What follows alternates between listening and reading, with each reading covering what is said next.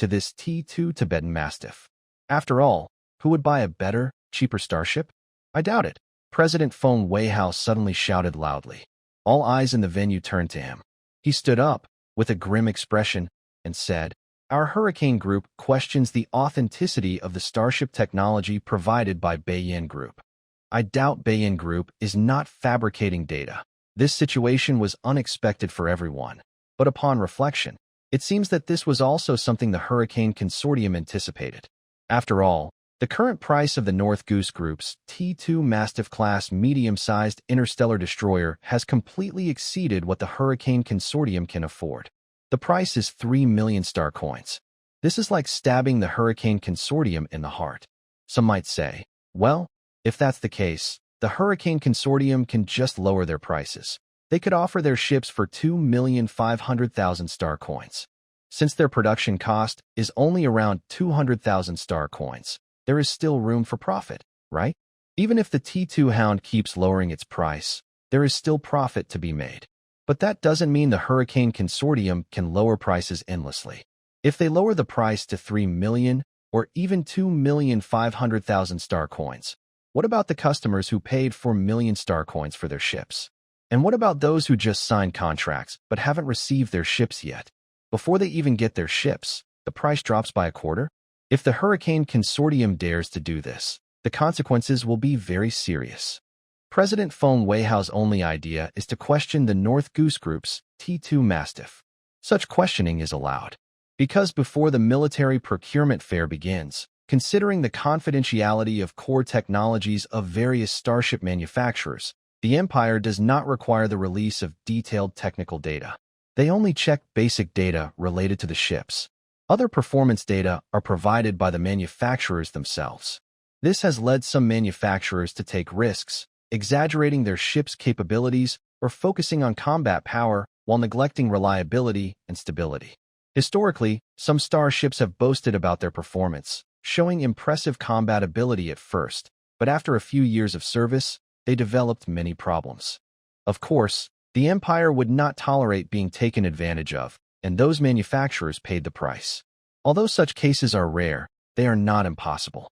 Therefore, to ensure fairness at the military procurement fair, the Empire grants participants the right to question. If the challenge fails, the challenger will bear all the costs of the process and forfeit their deposit for participating in the military procurement event. This is Feng Weihao's gamble. He doesn't believe that the suddenly rising Beiyin Group can develop a starship that surpasses his T2 Hyena. At this moment, the host stepped onto the stage and asked the president of the Hurricane Consortium seriously, Mr. Feng Weihao, do you doubt the credibility of the performance data of your competitor's T2 Mastiff-class medium starship? Yes, President Feng Weihao said through clenched teeth. The host immediately looked toward the Military Procurement Committee's seat. Next, the committee will discuss the questions raised by the Hurricane Consortium about Beiyin Group's products. Please wait a moment. The committee members began discussing the matter.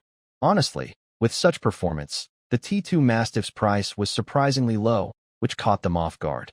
If what Liyaki said is true, choosing the T2 Mastiff would be the best decision for this military order.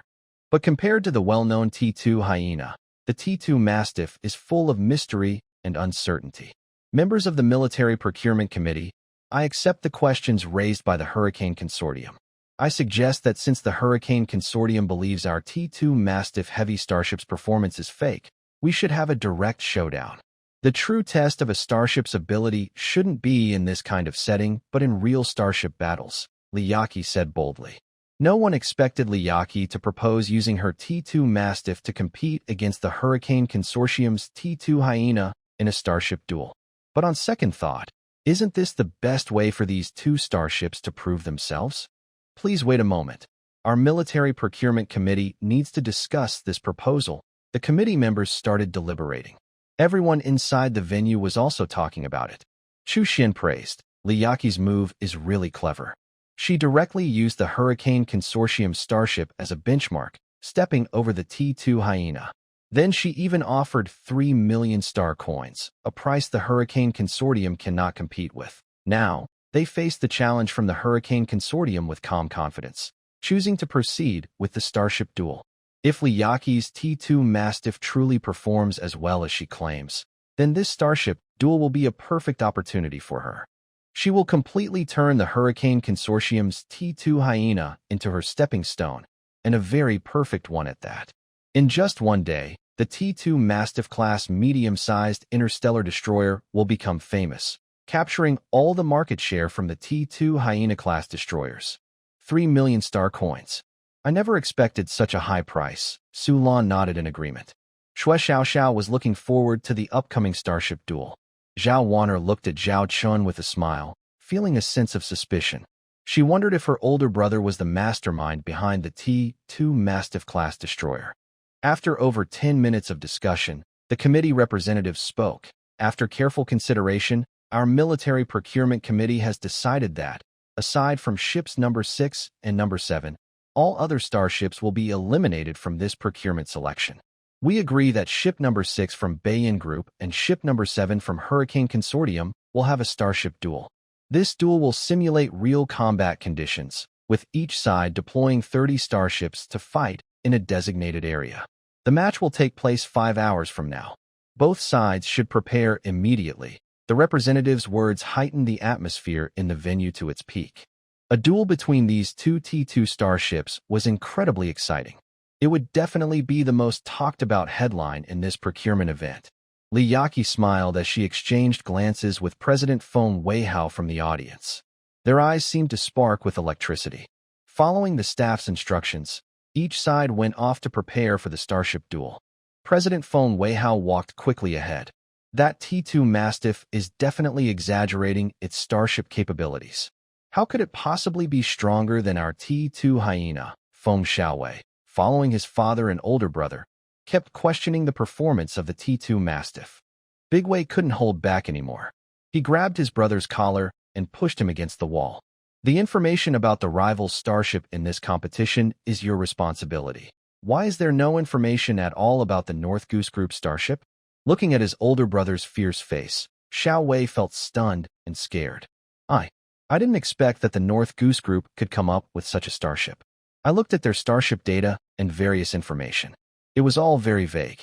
I thought they were just here to make an appearance at the trade show. Haha. You wish. You wish. All of this is your fault. Because of your foolish arrogance, we were caught off guard. Do you understand? If we had known their information earlier and prepared, our father wouldn't have had to question them directly at that event. Do you know? This is like pushing our Hurricane group to the edge of a cliff. Big Wei really wanted to punch his brother. Dewey, enough. Talking won't help now. The most important thing is how we handle what comes next. We must win the upcoming starship duel, Wei Hao said seriously. Everyone knew this starship duel was a fight they absolutely could not afford to lose. If they lost, it would mean their money-making starship, the T2 Hound-class medium starship of the Hurricane Group, would fall. That would be a disaster for the Hurricane Group. Understood. I will now thoroughly check our 30 T2 Hounds. I will have our best starship crew operate these T2 Hounds for the duel, Big Wei said solemnly. Our Hurricane Group can't afford to lose this bet, Wei Hao sighed deeply. Meanwhile, on the other side, Liyaki had already prepared 30 T2 Mastiffs. President, here is the status of our 30 T2 Mastiffs. The captains and crew are all trained by us for a long time.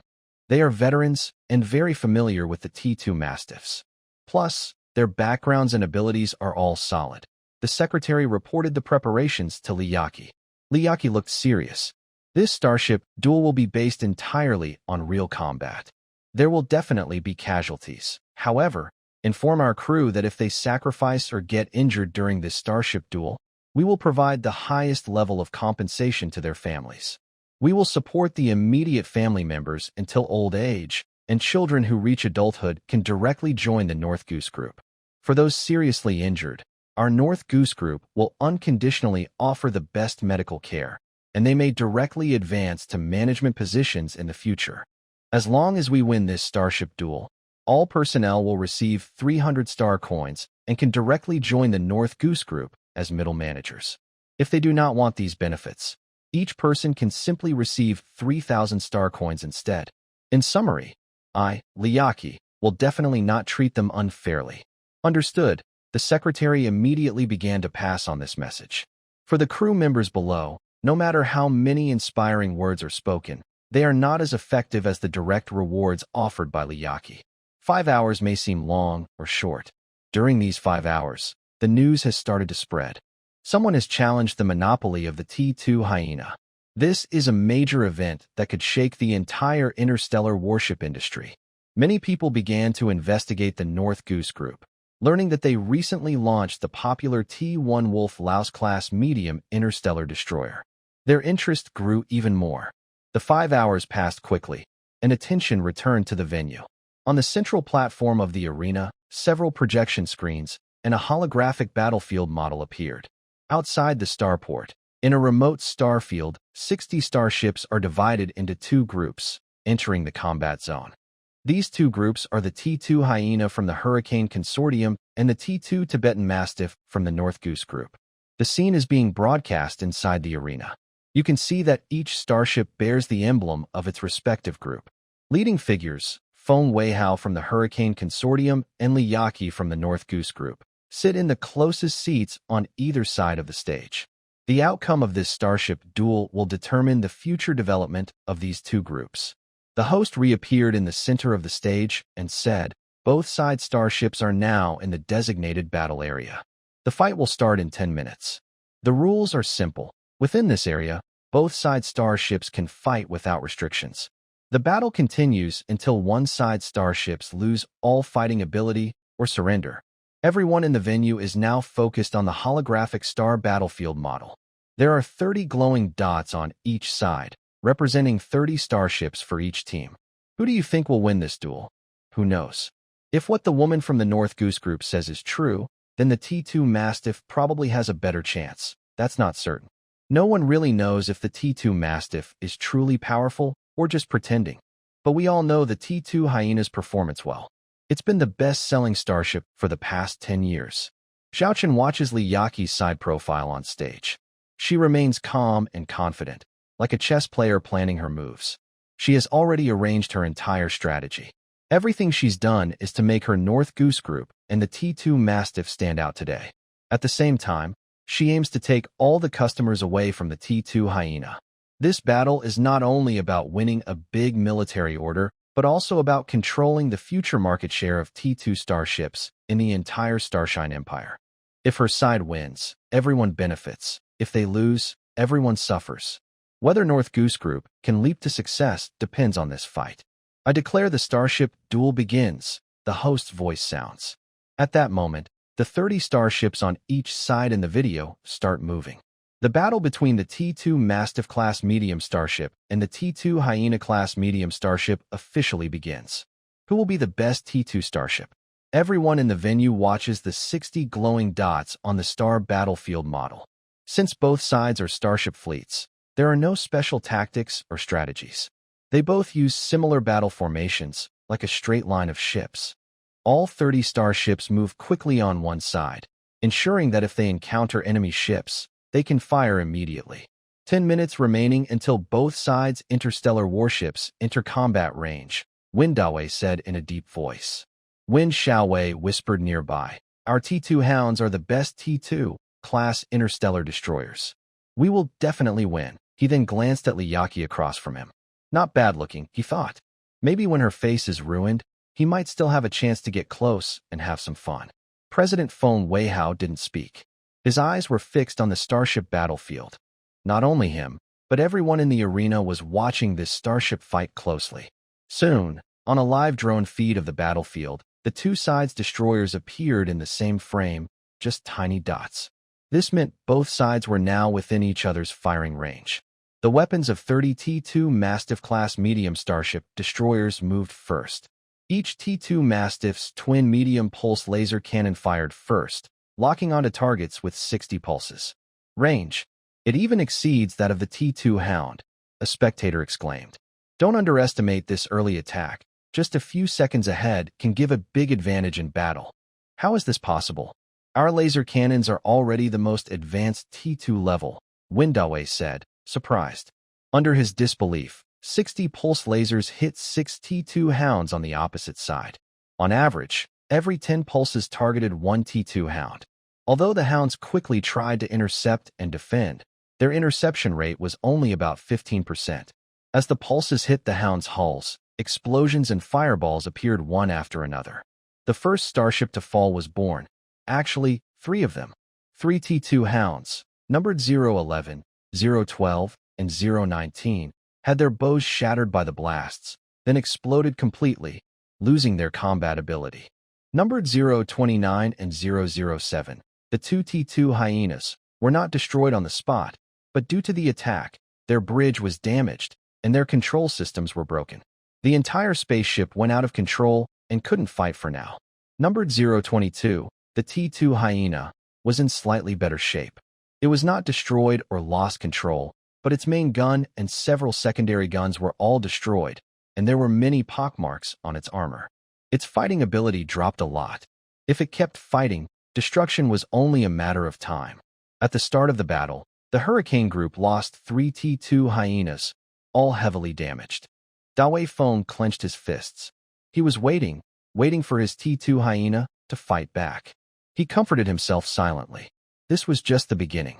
Once they entered the T2 Hyena's fighting range, the situation would change completely. Soon, the remaining T2 Hyenas entered their firing range. Now it was their turn to attack. But compared to the T2 Mastiff's double-mounted medium pulse laser main guns, the T2 Hyena's medium pulse laser main guns seemed less powerful. Most importantly, the T2 Mastiff's defense system performed amazingly again. When facing enemy attacks, the T2 Mastiff's 30 medium dual-mounted closed defense guns immediately went into battle mode, intercepting the incoming pulse lasers. Many enemy pulse lasers were intercepted halfway, turning into fleeting, light clusters. The interception rate reached an incredible 60%. What does this mean? It means that out of the 30 pulse laser attacks from the T2 Hyena, only 12 hit their targets. Among the T2 Mastiffs that were hit, only one had its hull pierced and its secondary guns damaged, but it still could fight. The other T2 Mastiff's armor was not even broken, just a few small holes on the armor. At this moment, everyone in the arena fell silent. Although the battle had only just begun, less than 3 minutes ago, everyone seemed to already see the outcome. The weapon systems and interception defenses showed that the gap between these two spaceships was not small at all. Although the difference was only a few percentage points in the data before, once on the battlefield, it was a completely different story. It was a very real and harsh reality of battlefield dominance. The father and son of the Hurricane Consortium all looked unhappy and didn't say a word.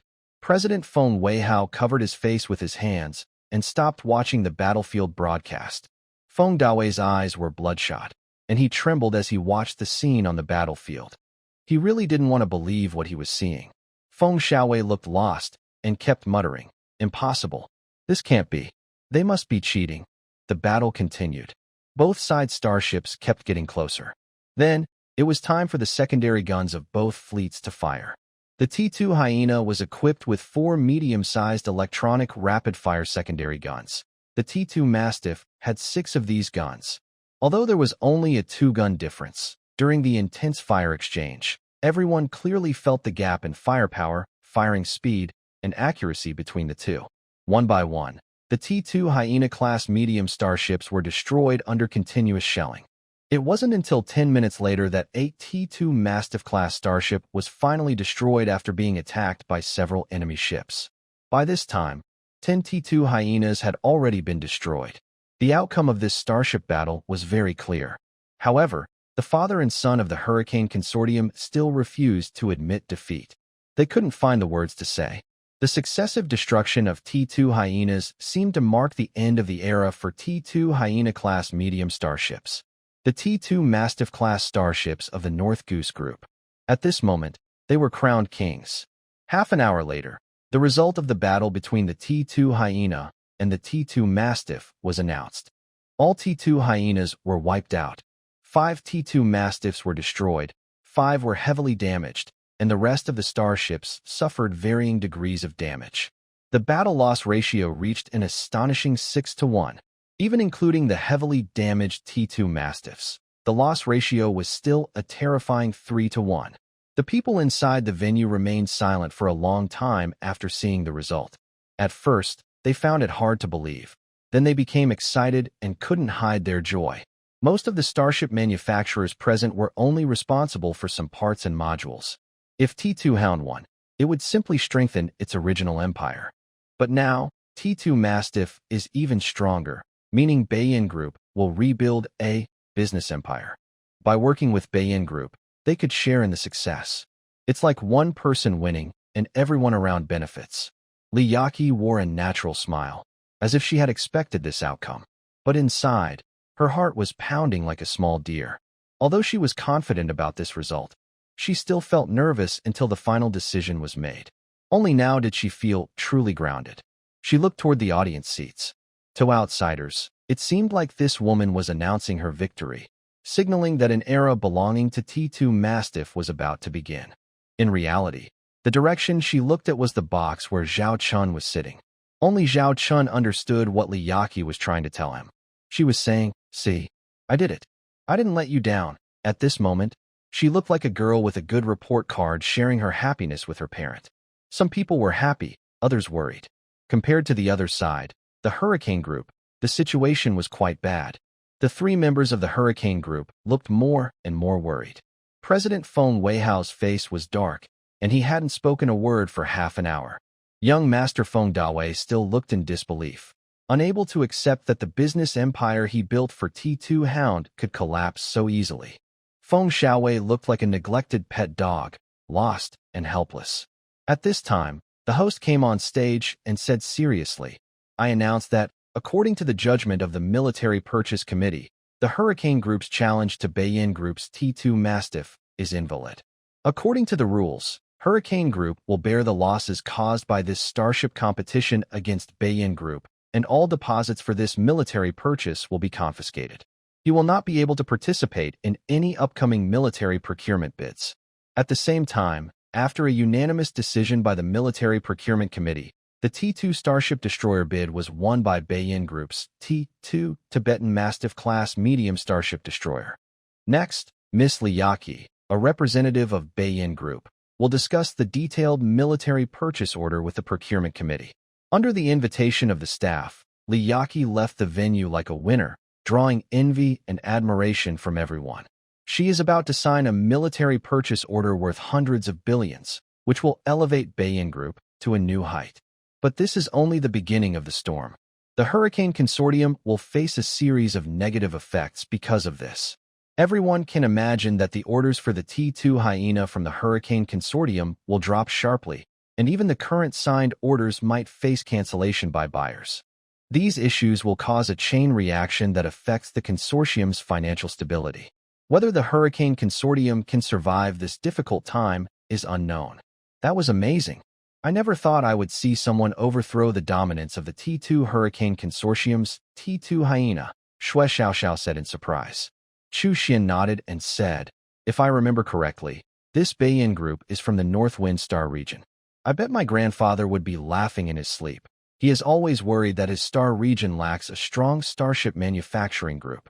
Now, here it is, right at our doorstep." Zhao Wanner looked at her older brother with suspicion. She also noticed that after Liyaki's victory, she looked in their direction. Is this a coincidence? Why did she specifically look this way from all directions around her? This made Zhao Wanner increasingly suspect that Liyaki and her brother might have some secret connection. Zhao Chen was standing with his arms crossed, feeling quite pleased. This deal with Liyaki means that Zhao Chun will have a steady stream of income in the future. Although the hundreds of billions worth of starship orders might take a year or even several years to deliver and receive the final payment, just receiving a 30% down payment is enough to make Zhao Chun very happy. Most importantly, this also helps suppress the Hurricane Consortium. It's a win-win situation. Suddenly, everyone in the venue noticed that the little princess, who had been sitting at the Military Purchase Committee table, and Governor Northwind seemed to have received some urgent news. They quickly left their seats. Did something happen? Zhao Wanner noticed this and whispered curiously. On Chu Xian's device, a message flashed on the screen. She looked at it, and her face changed dramatically. "What's wrong?" Zhao Chen asked, noticing Chu Xian's expression. Chu Xian replied seriously, "I just received a message from my grandfather. There has been a big change at the border. I think the little princess and my grandfather left in a hurry because they also received this news. Border? Could it be the mechanical race? Zhao Wan'er asked curiously. Chu Xian nodded and said, my grandfather said. The mechanical race's interstellar fleet suddenly withdrew. The mechanical race's fleet withdrew? Are they pulling back from a specific area? Sulan asked. Chu Xian shook her head and said seriously, all the mechanical race's fleets at the border defense line have withdrawn. This news surprised everyone present. Because the war between the mechanical race and the Galactic Alliance has been ongoing since their birth. Throughout this 1,000-year war, both sides may have had victories and losses, and at times they held advantages in certain battles. But from the beginning until now, the mechanical race's starships have never retreated. And now, they received intelligence that the mechanical race's fleet, which had never retreated in 1,000 years, had actually pulled back. This news was almost unbelievable. What exactly happened beyond the border? The news that the mechanical race was massively withdrawing their forces spread quickly among the high-level officials of the Starry Empire over the next few days. Such a major event couldn't be kept secret for long. Everyone was speculating about the reason behind the mechanical race's withdrawal. It is said that the top leaders of various interstellar forces within the Galactic Alliance are discussing this issue. Meanwhile, the star systems left vacant by the mechanical race's retreat have attracted the attention of various Galactic Alliance factions, as these now are unclaimed territories. Galactic Calendar Year 3031, October 10th. Zhao Chen scheduled a holographic call with Li Yaqi to discuss the recent military purchase. Li Yaqi appeared before Zhao Chen. Congratulations, Ms. Li, Zhao Chen clapped and said. These days, the top news headlines in the Starshine Empire are almost all about Beiyin Group. You're now known as the business queen. Stop joking with me, Li Yaqi replied with a hint of frustration. I've been exhausted these days. People might not know, but I've been working very hard. Still, I'm just an employee for someone else. She found it strange that for such a big deal, Zhao Chun had never interfered from the start to finish. He even trusted some of the profits entirely to Beiyin Group's account. It was fine before, but now, after signing a contract for hundreds of billions of starships, Zhao Chen still showed no signs of involvement. She wondered if he truly wasn't interested in money or if he genuinely trusted her completely. Let's talk, Zhao Chen asked. How did the military purchase contract go? Li Yaqi raised her hand and showed Zhao Chen a top-secret electronic contract for the military purchase, allowing him to browse freely. The signing went smoothly. The Empire's military initially planned to buy 10,000 ships, but since our T2 Tigan costs only 3 million star coins each, they decided to increase the order to 15,000 ships, totaling 45 billion star coins. 45 billion star coins was much more than expected. Li Yaqi continued. According to the Empire's requirements, all the ships must be delivered by the end of next year, with several batches delivered gradually during this period.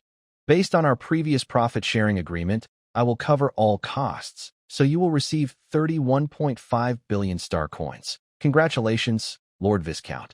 Your wealth will surpass that of even counts and marquises. We also received orders from other factions. Our market share for the T2 Tigan has been completely taken over. Zhao Chen applauded. That's all thanks to your excellent performance at the military procurement meeting, which directly accelerated the decline of the T2 Tigan. And Li Yaqi, you've also made a good profit this time. The raw material cost is only about 3 billion stars. When you add labor, transportation, and expanding production lines, the total won't exceed 9 billion stars. You have earned nearly 5 billion stars from this. As far as I know, the 10 years of pure profit from Beiyin Group probably isn't as much as this one deal of yours. In this cooperation, Zhao Chun and Li Yaqi both win. Li Yaqi gained the chance to work in her dream field. Zhao Chun can earn money easily without much effort. I will leave the Beiyin Group's affairs entirely to you, but I need you to help me with a few things, Zhao Chun said. Yes, sir, Li Yaqi replied.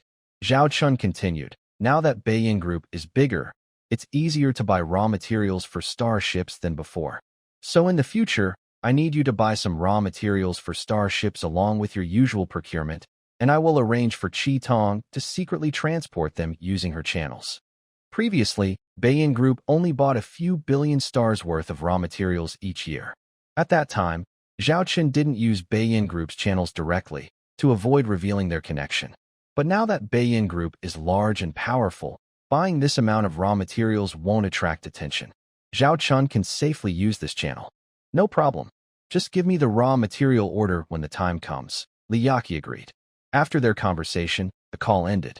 The matter of the imperial military purchase was settled, and Zhao Chun had no desire to stay longer since his older sister was unavailable.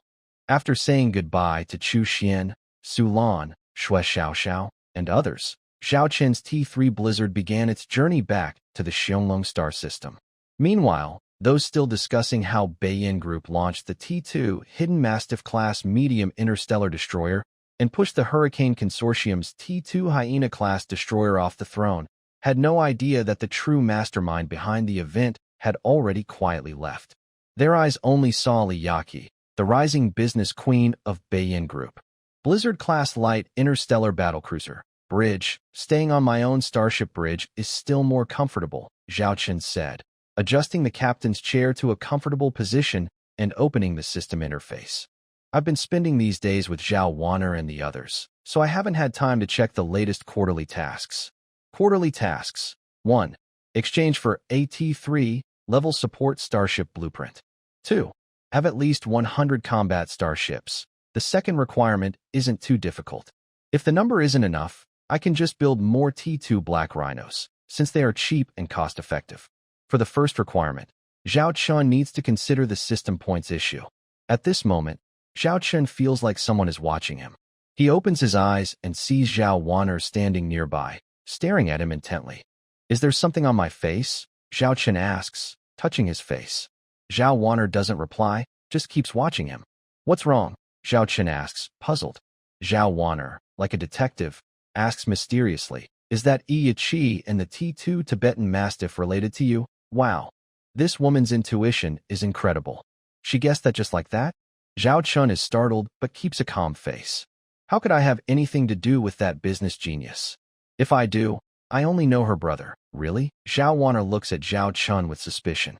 Just then, Secretary Becky walks over and reports, Commander, the latest news from the base. Tell me, Zhao Chun immediately asks. Zhao Wanner stops asking. Secretary Becky says, it's about the reconnaissance report from the Red-Eyed team. They have found the base of the trading organization. Zhao Chun immediately perks up. Becky, send the fastest ship back to the Xianglong star system. He's eager to get his T4 and avenge the Red-Eyed team. Red-Eyed began to tell about her past month of driving the T2 Black Rhinoceros to gather intelligence. Actually, this kind of spying was not very difficult. Trading is a big business in the interstellar black market, so everyone deals with those traders under the Prince faction.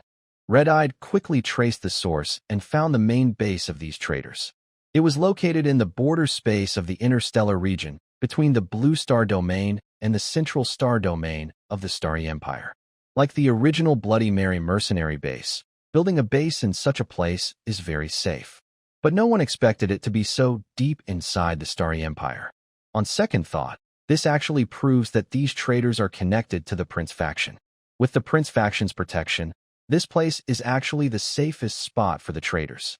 The exact coordinates are here, at a medium-sized starport.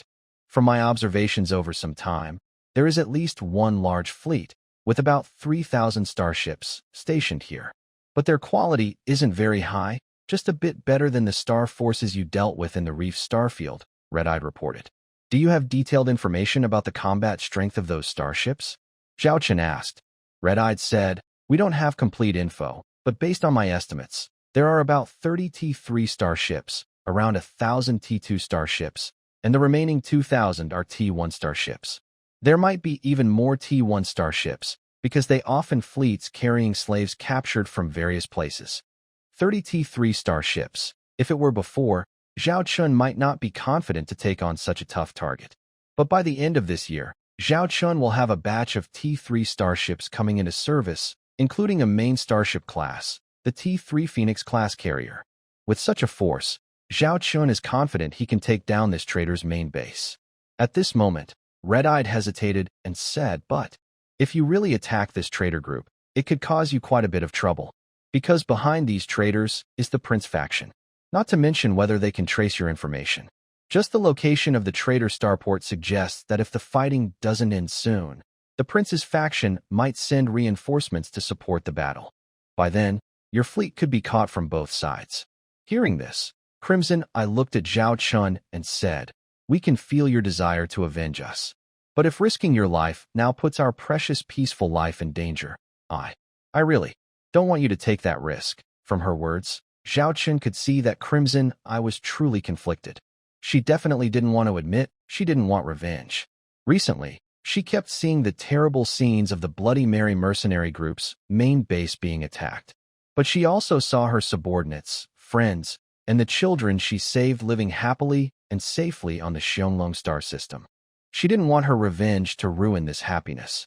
Zhao Chun looked at Crimson Eye and said firmly, "Crimson Eye, I understand your worries. But don't worry, I promise I will keep my word. I can guarantee that everything we are protecting now is safe, and it will stay safe in the future. And I will make those responsible for the blood debt of the Bloody Mary base pay the price." Hearing Zhao Chun's words, Crimson Eye was truly touched. She couldn't understand why this man was so dedicated to her and her revenge. While Crimson Eye was moved by Zhao Chun, a side mission appeared in front of him. Side mission: Crimson Eye's revenge mission.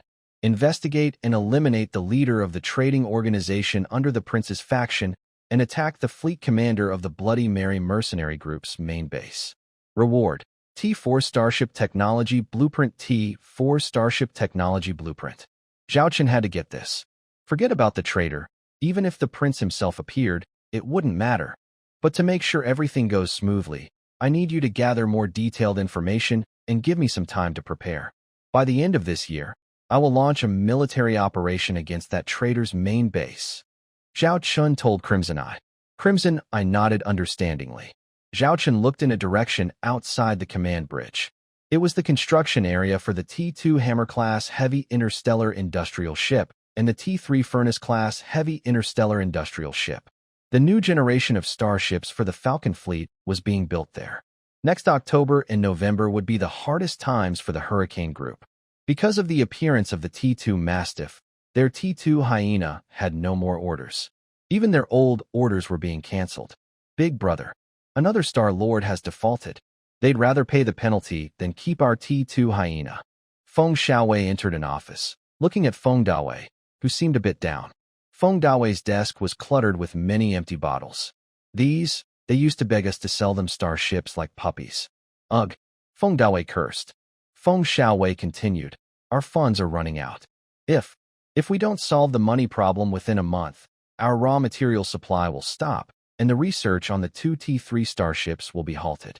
Hearing this, Feng Dawei covered his face.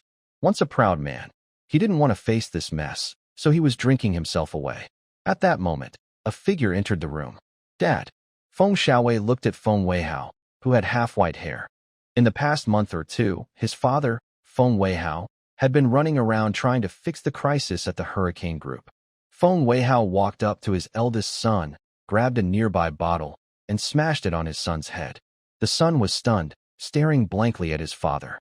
Feng Weihao raised his hand and opened an electronic document. "I found the funds. Our two T3 starships can continue development.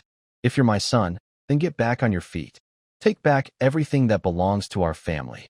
After saying that, Feng Weihao turned and left. Feng Dawei, hearing about the funds, immediately perked up. But when he saw the contents of the electronic file, he was stunned.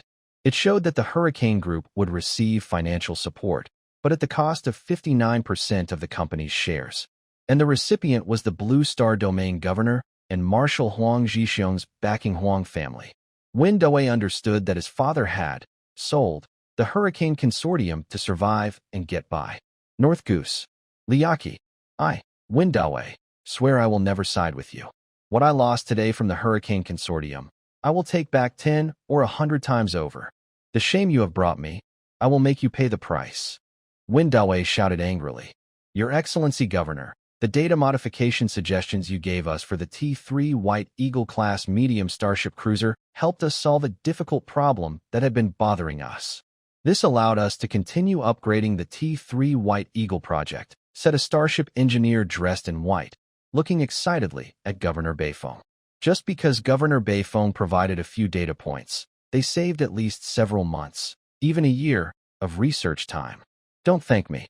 I only asked someone else, Governor Beifeng said with a smile. Someone else? Do you mean the chief starship engineer's idea? The engineer asked curiously. Governor Beifeng proudly replied, my grandson-in-law. This made the engineer pause briefly, then realize what he meant.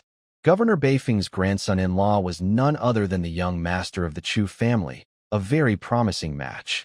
All right, just focus on your own work. Don't ask too many questions, said Governor Beifeng, waving his hand. He closed the communication window and thought back to the man named Zhao Chun. Just by looking at some of the starship data he was given, Zhao Chun could find all the problems.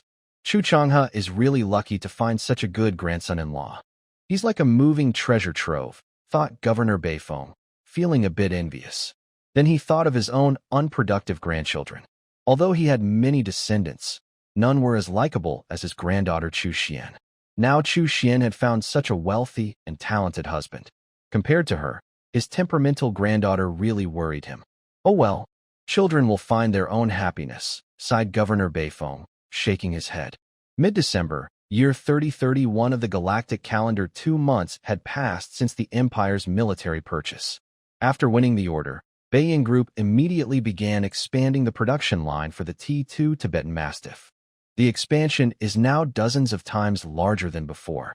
According to Li Yaqi's goal, the monthly production of T2 Tibetan Mastiffs has reached at least 2,000 ships. The annual output must exceed 20,000 ships. Beiyang Group has risen to become one of the most famous starship manufacturers in the Starry Empire. To outsiders, it seems only a matter of time before they dominate. As for the Hurricane Consortium, which was pushed down from its divine status by Beiyang Group, it has announced large order cancellations and is facing financial problems. Recently, they have been quiet, but there are no clear signs of bankruptcy. Without the T2 Hyena, which is a money-making tree, it's impossible for the Hurricane Consortium to rise again. Zhao Chun is enjoying a rare holiday on a T2 Bronze Eden-class starship. Having been in this world for over a year, he's mostly been running around and hasn't had proper rest.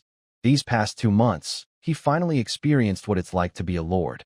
Zhao Chun lies on a beach chair by the lake, watching beautiful figures playing in the water. The scenery is wonderful. The most attractive is Lily, wearing a black swimsuit, looking very alluring. Next is Xinbing. She didn't seem to stand out before, but despite her humble background, her figure has developed nicely. Charlotte is also good-looking, especially her tail and ears, which add a unique charm. At first, Charlotte didn't want to go into the water. It said she really hates water. It was Zhao Wanner's playful act of pulling Charlotte into the water that finally made her join in the fun. Near the lake, there's a figure, Akatong. Akatong is dressed in a one-piece swimsuit, with black patterns on her body that look like natural markings. Even in this situation, Akatong still wears her mask. Commander. Suddenly, a figure shaped like a potato blocks Zhao Chen's view. Hey. Zhao Chun, caught up in the moment, feels a bit annoyed at being suddenly blocked. Annie, didn't anyone tell you not to disturb others when they're enjoying the scenery? Zhao Chun scowls, pinching Annie's chubby face. Annie waves her hands and finally escapes Zhao Chen's grasp, sadly rubbing her face. Enjoying the scenery? I don't even want to expose your little secret, Commander. Annie looked at Zhao Chun with disdain. Zhao Chun cleared his throat. Tell me, what's the reason you suddenly came to see me? Today, the T3 Phoenix-class heavy aircraft carrier starship officially went into service and completed all test flights. I am here to inform you, Annie reported. Zhao Chun immediately sat up, smiling as he gently rubbed Annie's face. Actually, I find you quite cute, Annie. Let's go and see our big baby, he added. Why do you get upset and want to rub my face? Even when you're happy, you still want to rub my face, Annie said, wary of Zhao Chun, as she touched her almost bald face. Because I like to, Zhao Chun replied with a mischievous smile. You. Annie pointed at Zhao Chun, looking like she wanted to scold him. I see you've been responsible and diligent lately. I'm going to give you a bonus, Zhao Chun said. As soon as he finished speaking, Annie immediately bowed 90 degrees to Zhao Chun. Thank you, Commander. Our success wouldn't be possible without your trust and support. You also played a big part in our achievements. Can I still rub your face? Which side do you want to rub? The right side, maybe. It's more elastic. Seeing Annie, who looked like a greedy person, Zhao Chen stopped teasing her. He greeted Lily, Zhao Wanner, Bessie, and others, saying he wanted to see the T3 Phoenix go into service. When the women heard this, they didn't care about playing anymore. They all quickly followed Zhao Chen. They had been waiting eagerly for the T3 Phoenix to be commissioned. They also kept an eye on the captain's seat. Who wouldn't want to be the captain of the T3 Phoenix? This was a Starship aircraft carrier. Zhao Chen took everyone on a shuttle to the T3 Phoenix. By the way, why didn't you just notify me via video call instead of coming here in person? Zhao Chen suddenly thought of this and looked at Annie, who seemed a little guilty. Are you trying to be lazy? Seeming to be caught, Annie immediately pointed outside the window. Look, our T3 Phoenix. Although everyone knew Annie was trying to change the subject, their attention was drawn to the dazzling figure outside the window. The ship was painted bright red, a huge interstellar warship. The entire ship has a round, disc-like shape, with bird-like patterns on its surface. At first glance, it looks like a phoenix wrapping itself in its wings. Nearby, there is a T3 Storm Snow ship docked. Once, this could have been called a giant ship, but now, in front of the T3 Phoenix, it looks like a small child. The difference is huge. This is our Phoenix-class heavy starship carrier. Charlotte looked at the bright red giant starship in front of her. Although she was prepared, seeing it in person still filled her with awe. Currently, the T3 Phoenix has completed all test flights. Everything is normal. We just need to assign crew members to board. Annie led Zhao Chen and others off the shuttle and officially boarded the T3 Phoenix-class heavy starship carrier. Zhao Chen looked at Charlotte beside him and asked about the crew arrangements for the T3 Phoenix 1. Long before you decided to build the T3 Phoenix, I started preparing the crew for this starship. I prepared 3,000 reserve crew members, all trained at the T3 Goddess Academy with advanced courses related to starship operations. I can select the most suitable 1,000 crew members within 3 days and have a ready combat team within 5 days. Charlotte said confidently. Very good. Zhao Chen was very pleased with Charlotte's efficiency. With the T3 Goddess Academy, Zhao Chen's Dragon Fleet wouldn't have to worry about having no crew members. Is this just the temporary hangar? It's so big. Zhao Wanner looked at the hangar in front of her and exclaimed. Zhao Chen admired the design inside the hangar, mainly red and white, very beautiful, giving the feeling of being in an art gallery. After leaving the hangar, everyone saw a very spacious corridor. Its width was comparable to a two-way, double-lane road from Zhao Chen's previous life. So big, Secretary Bessie covered her mouth in surprise. No wonder Bessie was so amazed. From what they knew, no other T3 starship had such a large interior, such luxurious use of space. Either the designer created a flashy but impractical starship, or this starship is at the forefront of technology. The entire T3 Phoenix is divided into 20 large areas, 3 of which are dedicated to crew dormitories and welfare facilities. The ship is split into the front, middle, and rear sections because the crew of this T3 Phoenix numbers up to 1,000. There is a cafeteria in each of the 3 areas, and each is equipped with entertainment and relaxation zones. Since the ship is 4,800 meters long, it has special floating elevator channels that allow crew members to reach any part of the ship within 3 minutes. At this moment, Annie is explaining like a teacher. She raises her hand and taps the air a few times, and a transparent, cube-shaped floating device, similar to an elevator, appears above her. It can hold up to 10 people. We will now go to the interstellar fighter hangar, Annie says as she steps into the floating elevator. Everyone enters the elevator, which immediately rises into a dedicated passage. After 1 minute, the elevator stops. But instead of opening into the crew corridor, it enters a special space controlled by Annie, which requires high-level access. In this dimly lit area, you can see the outlines of special spacecraft, but the poor lighting makes it hard to see clearly. Annie uses her authority to turn on the lights in this area. Suddenly, rows of neatly arranged interstellar fighters appear before everyone. The fighters are painted bright red, resembling flamingos. Compared to the interstellar drones seen earlier on the T2 Queen-class heavy carrier, these fighters look much more powerful. They are several times, even dozens of times larger than the drones. These are the T-3 Phoenix class interstellar fighters equipped on the T-3 Phoenix. They are 29.5 meters long, 5.22 meters high, with a wingspan of 16.02 meters. Their cruising speed can reach 380 star knots, and test flights have shown a maximum speed of 520 star knots. This is just the limit for test flights. There is also a super limit speed, which could shorten engine life or cause uncontrollable and irreversible damage. It is estimated to reach about 130% of the maximum speed, but the duration is unknown.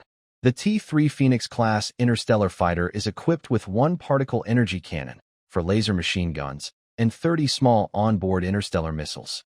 This firepower setup easily destroys any T-1 class interstellar battleship in a one-on-one fight. It can even handle T-2 class battleships without any problem, thanks to its one-way star shield technology, which effectively defends against enemy air attacks when charging forward. Is that over there? Xin Bing saw the interstellar fighters displayed at the far end. These fighters are clearly larger than the T-3 Phoenix class, with a more streamlined shape and no external weapon modules. This is the T-3 Fire Phoenix Heavy Stealth Interstellar Bomber, Zhao Chen explained. The group's elevator quickly moved to the area where 30 T-3 Fire Phoenix Heavy Stealth Bombers were parked, looking like silent crimson ghosts. The T-3 Fire Phoenix has a length of 36.8 meters, a wingspan of 71.3 meters, and a height of 9.6 meters. It has stealth modules that make the entire craft invisible to radar and visual detection, only revealing itself when attacking. After attacking, it can return to stealth mode within 20 seconds. Inside, it carries 50 onboard particle energy bombs.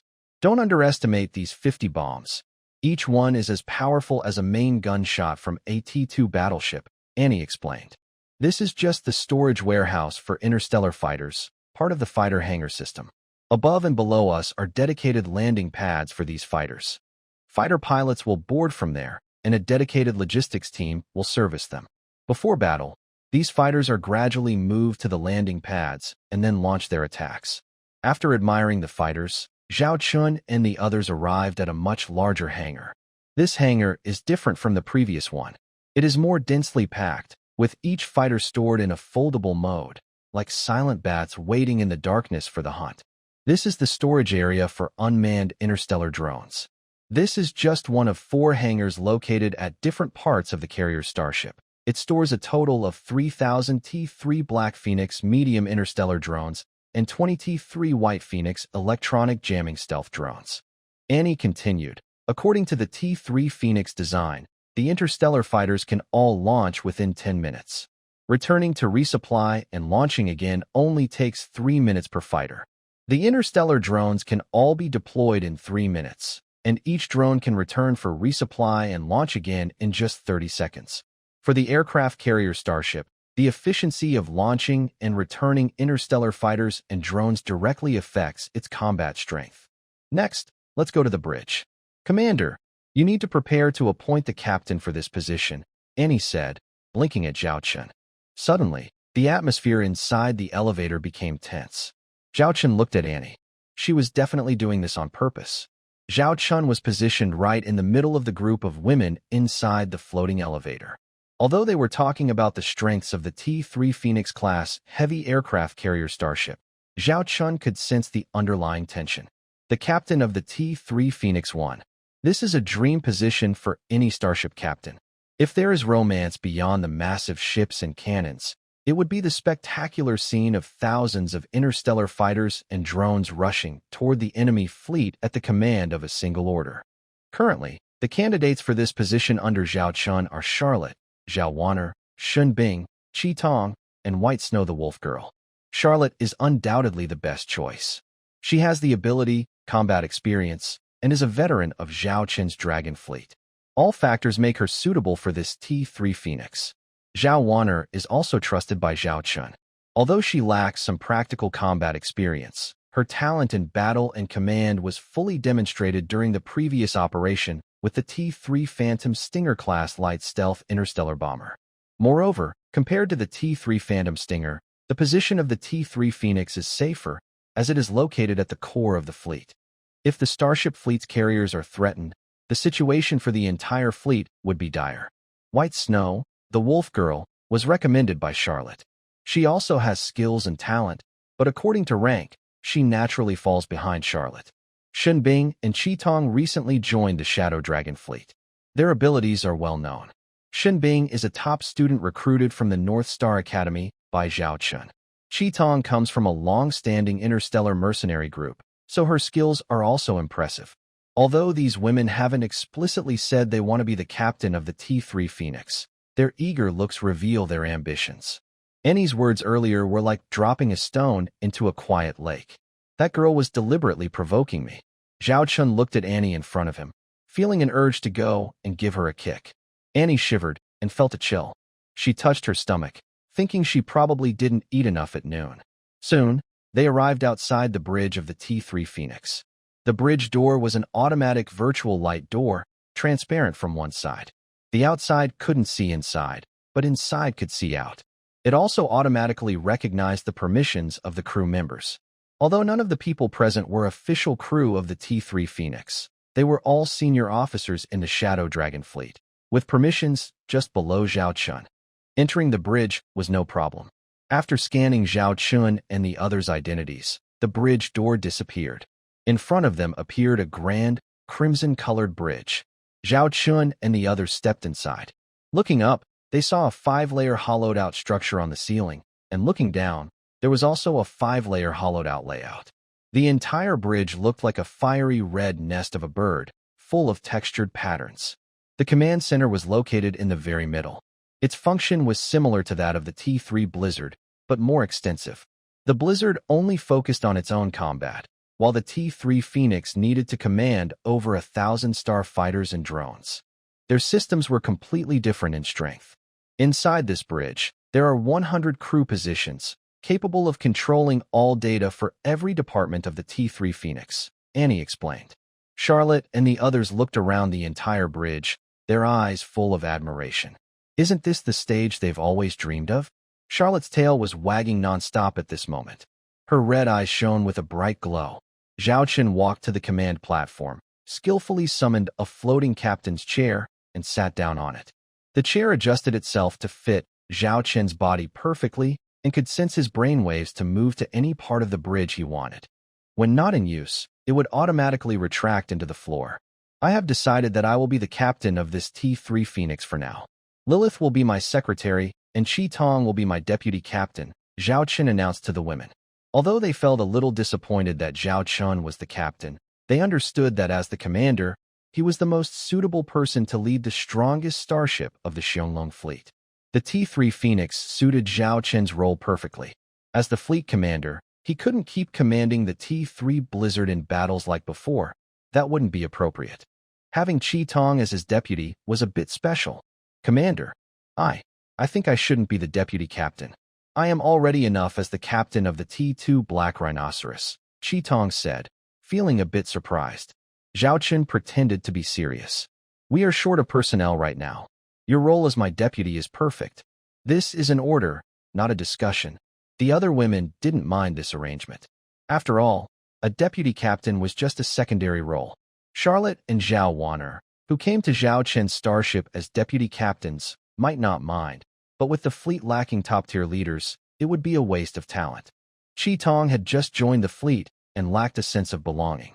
It wasn't suitable for her to command a T3 starship alone, but making her captain of a T2 starship would be a bit of a waste.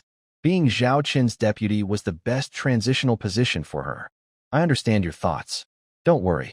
This is our first T3 Phoenix, but it won't be the last. Soon, we will have a second, a fifth, even the 10th T3 Phoenix. When the time comes, as long as you are willing, each person can have a ship to play with, Zhao Chun joked as he promised the women. But everyone knew that Zhao Chun's words had always been kept, without exception. 10 T3 Phoenix-class heavy starships. Just thinking about it makes one feel excited. Zhao Chun sat in the captain's chair, closing his eyes. He seemed to be there himself, imagining a fleet made entirely of T3 starships, under his command, conquering the stars and the sea. Not only T3 starships, but Zhao Chun would also have T4 starships in the future, and even stronger ones. With the launch of the T3 Phoenix, it joined the Falcon fleet. The starships planned for construction were completed one after another. After the crew boarded, they officially joined the Falcon fleet.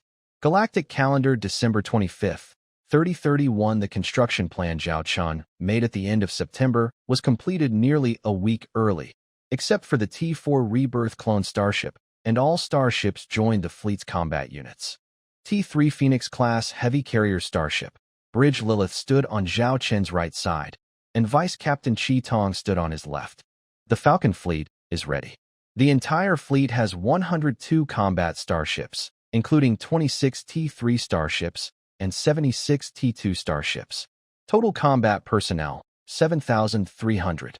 This is the detailed information of the Falcon fleet. Lilith raised her hand, projecting a data panel in front of Zhao Chun. T3 starships, 1 T3 Phoenix-class heavy carrier starship, 5 T3 Illusion Stinger-class light stealth bombers, 20 T3 Snowstorm-class light starship battleships, T2 starships, 1 T2 Queen Bee-class heavy carrier starship, 5 T2 Lion King-class heavy missile ships, 10 T2 Snow Mastiff-class heavy starship battleships, 60 T2 Black Rhinoceros-class heavy ships, besides the T3 starships in service. Zhao Chun also used some of his abundant resources to add a few T2 starships to improve the fleet's overall combat ability. Although this current fleet has just reached about 100 interstellar warships, its actual combat power can easily rival a second-tier Imperial fleet with 3,000 ships. The chances of winning are over 90%. After all, the dominance of the T3 interstellar warship is unquestionable. Right now, Zhao Chun's fleet is focused on being small but highly effective. Zhao Chun looked at Vice Captain Chi Tong and asked, Chi Tong, how is the battle plan report I asked you to prepare coming along? Huh? Chi Tong was surprised at first, but she understood Zhao Chun's meaning. She was a bit disbelief and excited as she handed over her battle plan, which she had prepared early. It was a plan for a surprise attack on the merchant starport under the prince's faction. Zhao Chun had asked Chi Tong to plan this early on, and she did as told. She didn't expect the commander to use her plan so quickly. After all, that was the prince's faction's territory. It was also their cash cow, and trade was not considered important by ordinary nobles, who would care about the lives of a bunch of slaves. Most of those slaves weren't even considered people. Zhao Chun noticed the disbelief in Chi Tong's eyes. Sure enough, she still didn't fully believe that he would follow through on his words. Don't forget, this is what I promised you before. I have a habit. I can forget many things, but there are two I remember clearly. One is the money others owe me, and the other is the enemies I make. Since you joined the Dragon Fist fleet, your enemies are now ours. Getting revenge is our tradition, Zhao Chun said with a determined look. Chi Tong took a deep breath, controlling her excitement. Yes, Commander, please see my battle plan report. Wait a moment. I want to send this plan to Charlotte and Zhao Wanner and a few others to get their opinions, Zhao Chun said. Then, Chi Tong began to explain her battle plan in detail. The plan was very thorough. It included the routes starting from the Dragon Fist star system, the places to pass through, the destination, and the expected arrival time at the battle site. The approximate size of the enemy fleet and the recommended combat strategies, expected battle duration, possible reinforcements, support timing, and other details should be considered. After the battle ends, plans for retreat routes and other logistics should be prepared. Deputy Captain read, I described everything in great detail. After reading it, Zhao Chun felt as if he had already experienced the entire process. The battle plan report included not just one plan, but dozens of alternative routes and responses for different special situations. Have you really only worked in the interstellar mercenary group before? Zhao Chun looked at Red Eye with surprise. Red Eye shyly pointed to her head. I have a special talent. I can create a mental space in my mind, like constantly saving and loading a game, simulating different scenarios repeatedly. When I was in charge of the Bloody Mary mercenary group, I would run hundreds of simulations for each operation to make sure everything went perfectly. Wow, this might be a special hero power. Zhao Chun looked at Red Eye as if she were a precious gem. In Zhao Chun's opinion, Red Eye's battle plan was already perfect. Charlotte and Zhao Wanner also reviewed it and mostly agreed with her strategy, adding some extra details. With such capable officers, Zhao Chun felt very relaxed. Since there are no objections, Lily, convey my orders. Leave 10 T2 Black Rhinoceros ships in the Dragon Star system. The remaining interstellar warships will prepare for battle within 3 hours, refueling and resupplying ammunition and modifying and disguising their hulls. After 3 hours, they will depart along this route. Zhao Chun ordered directly. Lily nodded seriously. Understood. Red Eye, now assemble a command network core, including me. You, Captain Charlotte of the T3 Stormbreaker, Captain Zhao Wanner of the T3 Phantom Stinger, Captain Xinbing of the T2 Snowhound, and Captain Bai Shui of the T2 Lion King. Zhao Chen continued. Yes, Deputy Captain Red, I immediately carried out the order. The network command system built around the T3 Phoenix-class ships was quickly completed. Video windows of Charlotte, Zhao Wanner, Xinbing, White Snow, and others appeared around Zhao Chun. Confirm the route. Zhao Chindao. Lilith Hui reports. Executing Route A. Estimated travel time is 5 days. We will arrive near the target, the Merchant Starport, on December 31st, 3031, at 3 o'clock Galactic Standard Time. According to the battle plan, we expect to carry out a 5-hour surprise attack and annihilation operation and will withdraw from the battlefield within 10 hours after the start of the fight. Zhao Chen looked at the star map in front of him. 2 dashed lines marked the departure and return routes, and the intersection was the target of this attack. The Merchant Starport. Zhao Chen took a deep breath and began to wait quietly. 3 hours passed quickly. Report, the Xianglong fleet is ready to depart. Lilith Hui reports. Zhao Chen coldly said, let's go. The fleet consisted of 92 starships, all painted gray with no symbols of any interstellar factions. They started heading toward the outer edge of the Xianglong star system, disappearing into the darkness. One massive carrier ship looked like a giant beast in the blackness, ready to show its fangs for the first time. Have we found the whereabouts of the Bloody Mary mercenary group yet? Scarface asked angrily. No. Since that operation, the Bloody Mary mercenary group seems to have vanished into thin air. But luckily, since then, our transport fleet has not been attacked again. That was our main goal, said a small, thin man lazily, holding a beautiful woman. Scarface suddenly stood up. Second, what do you mean? Do you forget that mysterious group attacked our fleet, causing huge losses and destroying our T3 starships? That's because of your incompetence. You had a fleet, and with an insider's help, you still got ambushed. In the end, even the cooked duck flew away. If it were up to me, and not for the prince's mercy, I would have sold you as slaves to the arena, to fight beasts to the death. The thin man sneered openly. As the second and third in command of the Merchant Starport, Scarface and the thin man often fought over interests, even robbing each other's fleets and claiming them as their own achievements. The two almost started fighting, but the prince behind them couldn't hold back and stepped in to stop them. He warned that anyone who dares to fight among themselves again would face severe punishment. These two are determined to fight to the death before they stop. Suddenly, a gunshot rang out. Blood splattered on the skinny second brother, who looked at the woman falling in his arms with a surprised face. Enough. Do you want me to tell the prince about your ridiculous behavior so he can see how foolish you both are? And you, second brother, have you forgotten what I told you? In front of outsiders, besides us three, you are not allowed to mention the prince. Next time, I will aim my gun at your head. A tall man, over 3 meters, sitting on the main seat, angrily scolded as he put away his laser gun. The two, second and third brothers, looked very afraid of this man. He lifted his head, revealing his single eye. This traitor, Starport, under the prince's faction, is actually not a human but a one-eyed giant. He has a humanoid shape but is over 3 meters tall, with a shiny bald head and a large eye taking up 1/4 of his face. Because of this, he is nicknamed the Big-Eyed King. We need to investigate the Star Fleet that attacked us and rescued the Bloody Mary mercenaries, but the most urgent task now is to complete the prince's orders. Recently, the prince asked to increase the trade. We only met 80% of this year's target. If I hadn't begged the two princes, you would have lost at least 1 arm. By the first quarter of next year, I want you to reach at least 130% of last year's target, the Big-Eyed King said seriously. 130%? That's too difficult.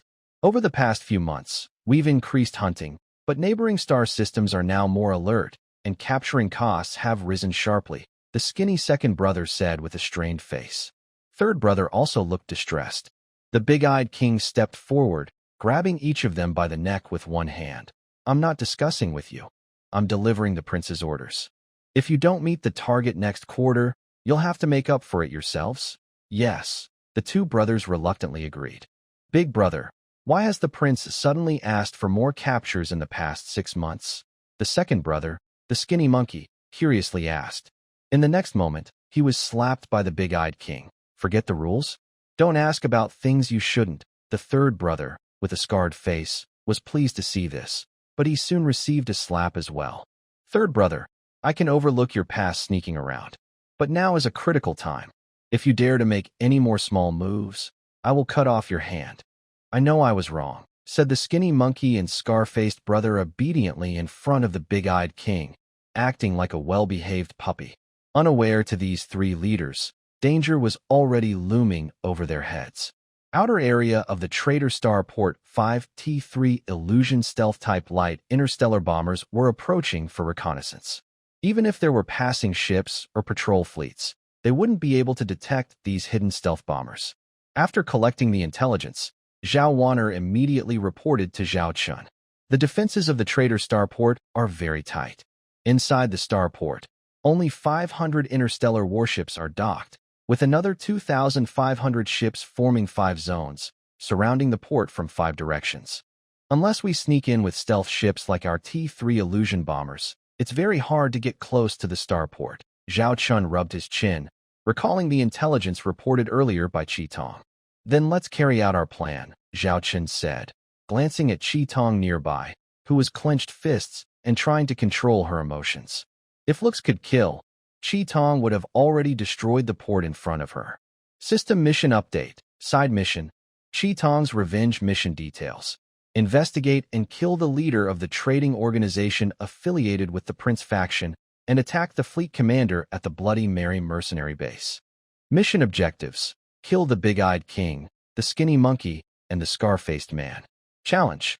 First, capture one of the targets alive, then bring them to Qi Tong to be killed. Reward. 3,000 system points. Mission reward. A T4 Starship technology blueprint. Zhao Chen's face changed. Is this system really just about seeking excitement? Killing these big figures is one thing, but it also demands capturing alive. And each capture is worth 3,000 system points. 3 targets total 9,000 points. I must say, Zhao Chen was moved. Then he was even more surprised to see 3 light shadows appear before him, with a string of numbers above them. 3 hours 59 minutes. Zhao Chen carefully examined the positions of these 3 light shadows. Using the star map, he realized that they were exactly located in a certain area within the merchant starport. One of them was the largest, very similar to the one-eyed giant race described in the intelligence reports. It seems the system set a target for Zhao Chun to complete this task. Looking at the flickering numbers, he understood what they meant. They represented the time limit for this target. After the time runs out, the target tracking will be cancelled. In the vast crowd, it would be very difficult for Zhao Chun to catch these 3 targets alive. The system was very tempting. Knowing the challenge was tough, it even gave Zhao Chun a hidden bug. It was like constantly tempting him. Customer? Feeling tempted? Better act now. Don't wait. Trigger system mission. Rescue the imprisoned slaves mission details. There are slaves held within the merchant starport and nearby interstellar fleet. Rescue a certain number of slaves to activate the mission progress. When progress exceeds 90%, you will receive a blueprint for a T3 starship. Zhao Chen clenched his fists. The system was really playing both sides. 1. Beauty wasn't enough, so it gave him a whole squad of beauties. Did it think Zhao Chen would fall for that? But surprisingly, Zhao Chen really did. Although he knew these 2 missions would be difficult, as the saying goes, risk and reward go hand in hand. Right now, the Stellar Empire couldn't afford for Zhao Chun to develop slowly. Wait, Zhao Chen stopped the others preparing to act and said seriously, I need to revise part of the combat plan. I now announce a new battle strategy. Everything seemed normal, but beneath this calm surface, 5 giant beasts began to show their fangs. Zhao Wan'er was aboard the T3 Illusion Sting No. 1 ship, commanding all 5 T3 Illusion Sting-class light starship stealth bombers. She looked at the trading star port in front of her. She checked the time, and when it reached exactly 5 o'clock, she gave the order. Phantom Sting Team, begin the operation. Phantom Sting 2, understood. Phantom Sting 3, understood. Phantom Sting 4, understood. Phantom Sting 5, understood. Suddenly, 2 T-3 Phantom Sting ships appeared near the outskirts of the trading star port. Wow, am I seeing things? How did a new starship appear out of nowhere? A staff member responsible for the port's docking area stared at the strange starship that suddenly appeared. At first, he thought he was mistaken, but he checked the docking data and found no record of any starship arriving at this location at this time. Hey, what's going on with your ship? Why did you show up without reporting? Please respond. Please respond. The staff immediately used his communication device to try to contact the ship on the public channel, but the ship did not reply. Instead, there was movement on the starship. Star torpedoes and missiles shot out rapidly. The staff's communication device fell to the ground, and his eyes widened with shock and disbelief. Before he could scream, he was engulfed by the explosion's flames. All the key points of the trading star port experienced violent explosions. 2 of the docked T-3 starships were especially targeted, with dozens of star torpedoes and missiles hitting them. Although these 2 T-3 starships tried to leave quickly, they had no chance. They soon turned into burning fireballs. The explosion at the star port was so loud that even the king of the Big Eyes, resting in his room inside the port, was startled. He watched the water in his nearby glass ripple. Soon, several video call requests appeared before him. He opened the ones from Old 2 and Old 3 first. Boss, it's bad. Our starport has been attacked by unknown T-3 starships. Old 2, looking worried, said. Our main routes are destroyed, and at least 500 starships are trapped inside the port and can't leave. 2 T-3 interstellar destroyers were destroyed at the same time. Hurriedly said the scar-faced third brother. What? Hearing this news, the eldest, Big Eye, was shocked. He quickly headed to the starport command room and ordered the second and third brothers. What are you waiting for? Quickly deploy the interstellar fleet to destroy these attacking starships. We also launched a counterattack. But the enemy has full shield technology. We can't break through it easily. The skinny second brother suddenly revealed startling news. Aren't they just T-3 starships? How can they have full shield technology? Big Eye was stunned. We don't know for sure, but that's what we saw. My fleet was also attacked. The attackers aren't just these 2 T-3 stealth bombers. 3, 4, 5. They have 5 ships, the skinny second brother said, a bit frightened.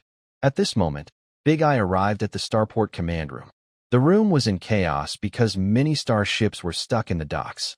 The ships looked like headless flies, all trying to leave the port. In this situation, many problems could happen. Ships crashing into each other or losing control and crashing into the starport.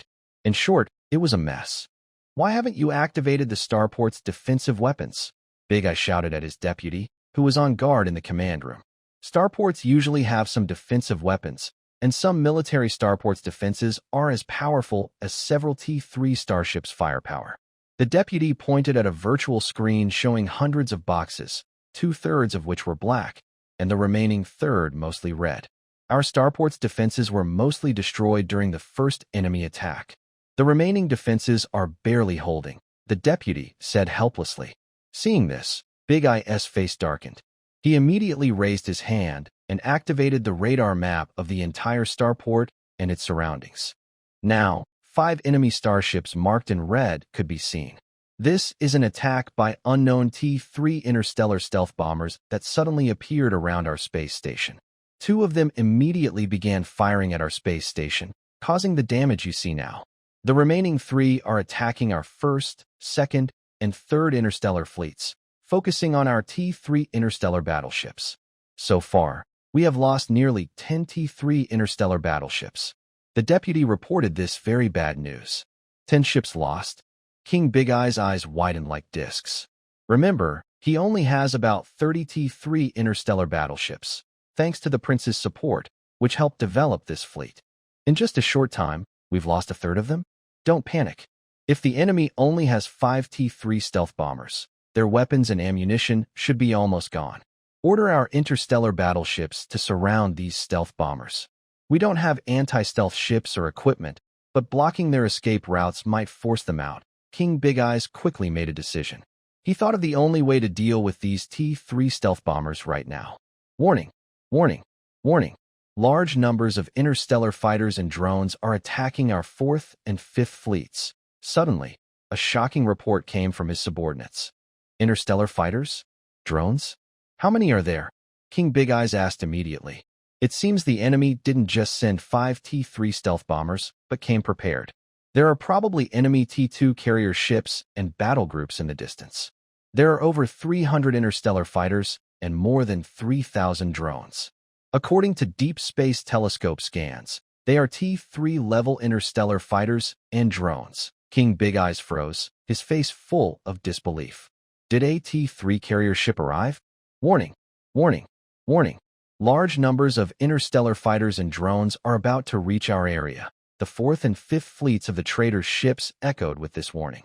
Perhaps in the past, such warnings were nothing special. They were just about interstellar fighters and drones. They had seen them many times before. But this time, they dared not take it lightly, because what they saw was 3,000 T-3-level interstellar drones and 300 T-3 interstellar fighters, coming in like a massive wave. This was not just about numbers. It was about terrifying long-range attack power. Warning, warning, warning. Interstellar missiles detected. The warning sounded again. On the radar of the 2 flagship fleets of the traitors' interstellar fleet, it was clear to see that behind the over 3,000 light points, there were hundreds of interstellar missiles like a rain of shooting stars heading toward their position. This is First Squad of Phoenix. We will enter the fighter attack range in 5 minutes. Over. Pei Shengnan, the pilot of a T-3 Phoenix-class interstellar fighter, looked at the data screens in front of her and at the enemy fleet locked as targets across from her. She glanced at a small tattoo on her wrist, about the size of a finger. It was there after she survived a dangerous situation. It was the emblem of the Bloody Mary mercenary group. It represented not only the group's history, but also the attack on their main base and the hatred of thousands of fallen brothers and sisters. She refused to forget.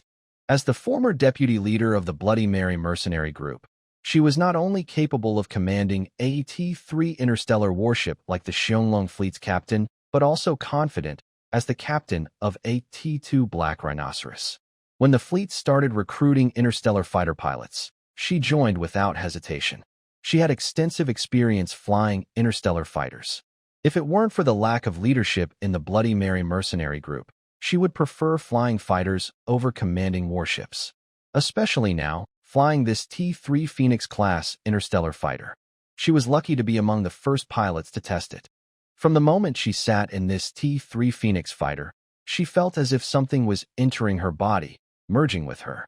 Now, she can not only pilot her dream starship, but also use it to seek revenge for her interstellar mercenary group. All ships of the 4th and 5th fleets immediately intercept the incoming interstellar missiles and prepare to defend against enemy starfighter attacks. In the starport command room, Big-Eyed King kept giving orders. But he already had a bad feeling in his heart. Those were all starfighters, specifically T-3 level. A T-2 starship couldn't stop them. Only T-3 escorts could. The problem was, he had fewer than 15 T-3 starships in total, and they were spread across 6 fleets. Given this comparison, the upcoming scene was easy to imagine. Fleets 1, 2, and 3 abandon the attack on the enemy's stealth bombers and immediately support fleets 4 and 5. After resisting the enemy's first attack, take the initiative to find the location of their carriers and battleships. Big-Eyed King changed his strategy. Although those 5 stealth bombers were very annoying, the current priority was the frontline battle situation. Fleets 1, 2, and 3 immediately began supporting fleets 4 and 5. At this moment, the 2nd fleet's leader, Old Second, the skinny monkey, and the 3rd fleet's leader, Old Third, with the scarred face, witnessed the terrifying scene of fleets 4 and 5 being attacked by waves of interstellar missiles. It was probably because the enemy had set the missile launch speed in advance. Although the missiles were fired in several waves, they combined into a terrifying barrage, a total of 2,000 missiles, like a rain of shooting stars, exploding within the formations of fleets 4 and 5, each red fireball engulfing the starships. The scene was like a cosmic disaster. While some missiles were intercepted, most hit their targets precisely. One after another, traitors' starships were destroyed. In the starport command room, Big-Eyed King looked at the screens showing the decreasing list of his starships and the shrinking numbers, and he started to feel anxious. Send out a distress signal. The Great-Eyed King was no longer able to think about anything else and ordered his trusted subordinates. His confidant's face changed suddenly, understanding the meaning behind the order. He sent out a distress signal, which was a call for help to the Crown Prince's side. Earlier, the Crown Prince had warned them not to ask for help unless it was absolutely necessary. It seemed that, at this moment, the Great-Eyed King believed they had no choice but to seek aid. The attack with interstellar missiles quickly came to an end. The damage to the interstellar fleet was now clear to the Great-Eyed King. Over 300 ships had been destroyed, including 3 T3 class ships, 100 T2 class ships, and 200 T1 class ships. The number of damaged ships was even twice as many as those lost. Most importantly, the formations of the 4th and 5th fleets had been completely disrupted. While the chaos caused by the explosions from the missile attack was still settling, the crews of the 4th and 5th Fleet ships were shocked to see a group of starfighters and drones suddenly appear nearby. The attack from the starfighters and drones was perfectly coordinated with the missile strike.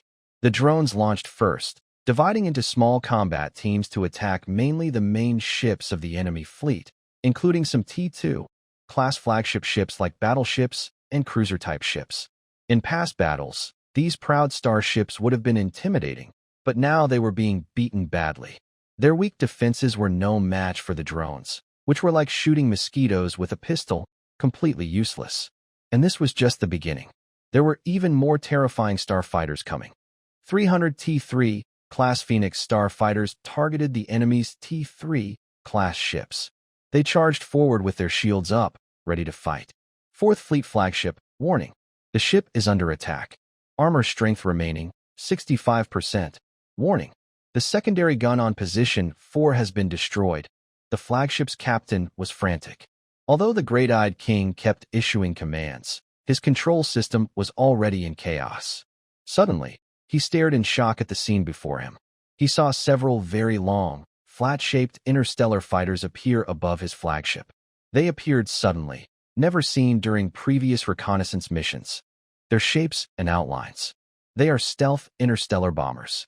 Fire Phoenix number 1 is ready for bombing mission. Inside the T3 Fire Phoenix class heavy interstellar stealth bomber number 1, the main pilot accelerated the plane into a dive. At this moment, the stealth function of the T3 Fire Phoenix automatically deactivated, revealing its silhouette to the enemy.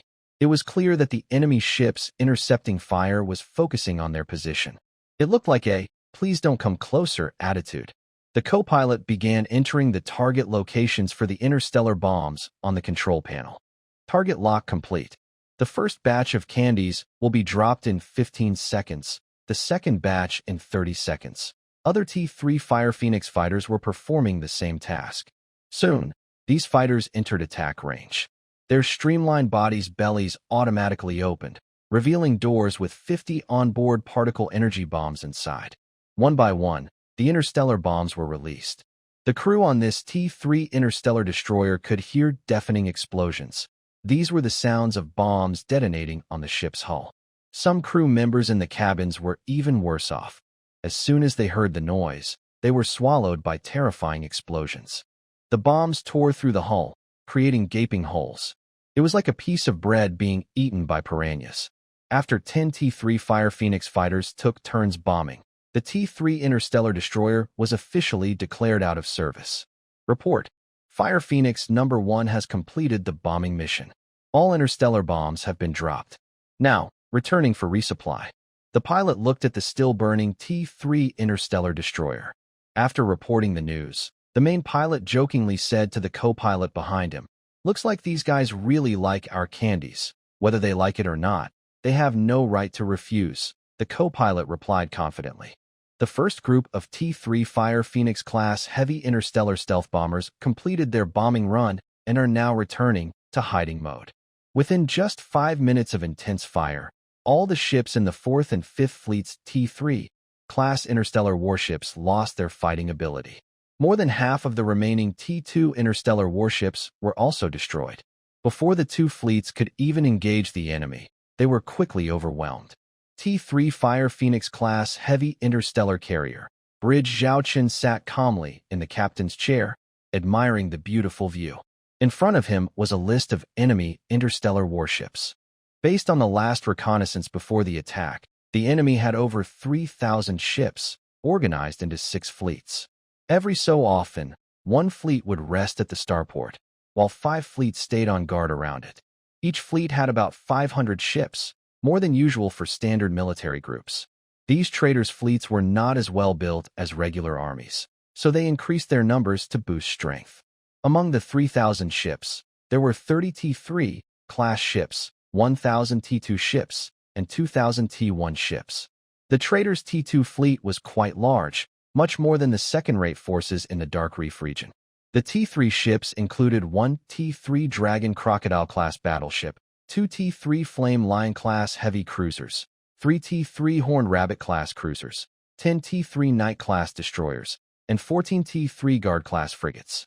The T3 fleet also had 1 T3 Dragon Crocodile battleship, 2 T3 Flame Lion heavy cruisers, 3 T3 Horned Rabbit cruisers, 10 T3 Knight destroyers, 14 T3 Guard frigates. Most of these ships were related to the Starshine Empire's military, and no one believed the traders had no ties to the Empire. As for the T2 ships, their numbers were typical, mainly T2 frigates and T2 destroyers.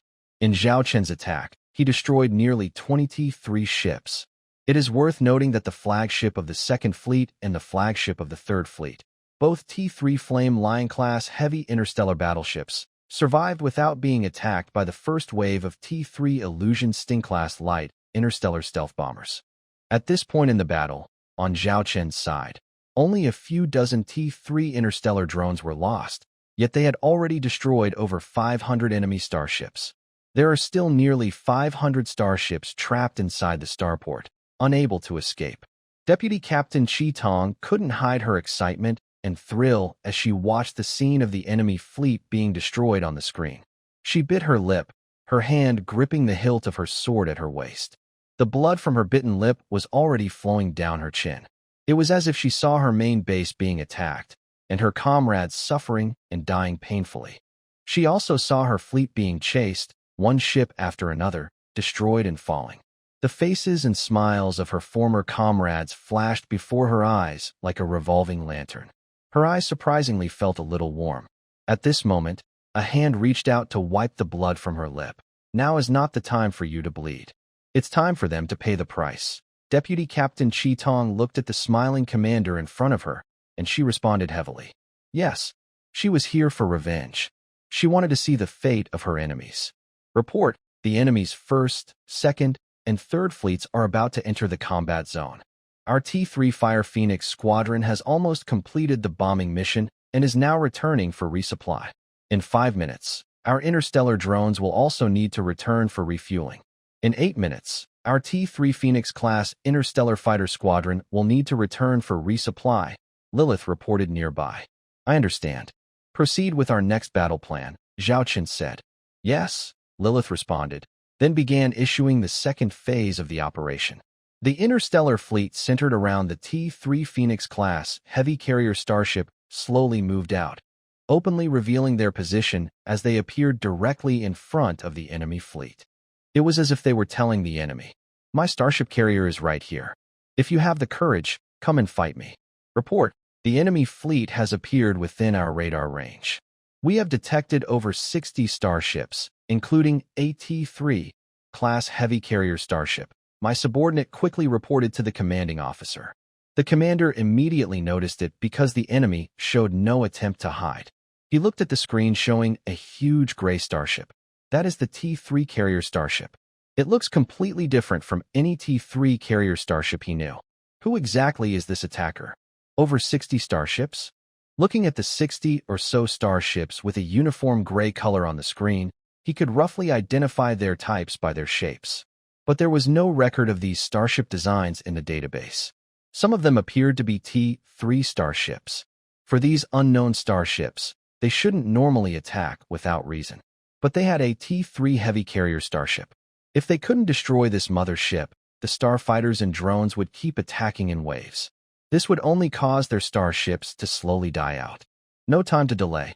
Send my orders. All fleets, attack. No matter the cost, we must destroy that T3 carrier starship. The leader, the big-eyed king, ordered the 5-star fleets. Although the fleet commanders were a bit afraid of these unknown starships, especially after the recent attack, which made them very cautious.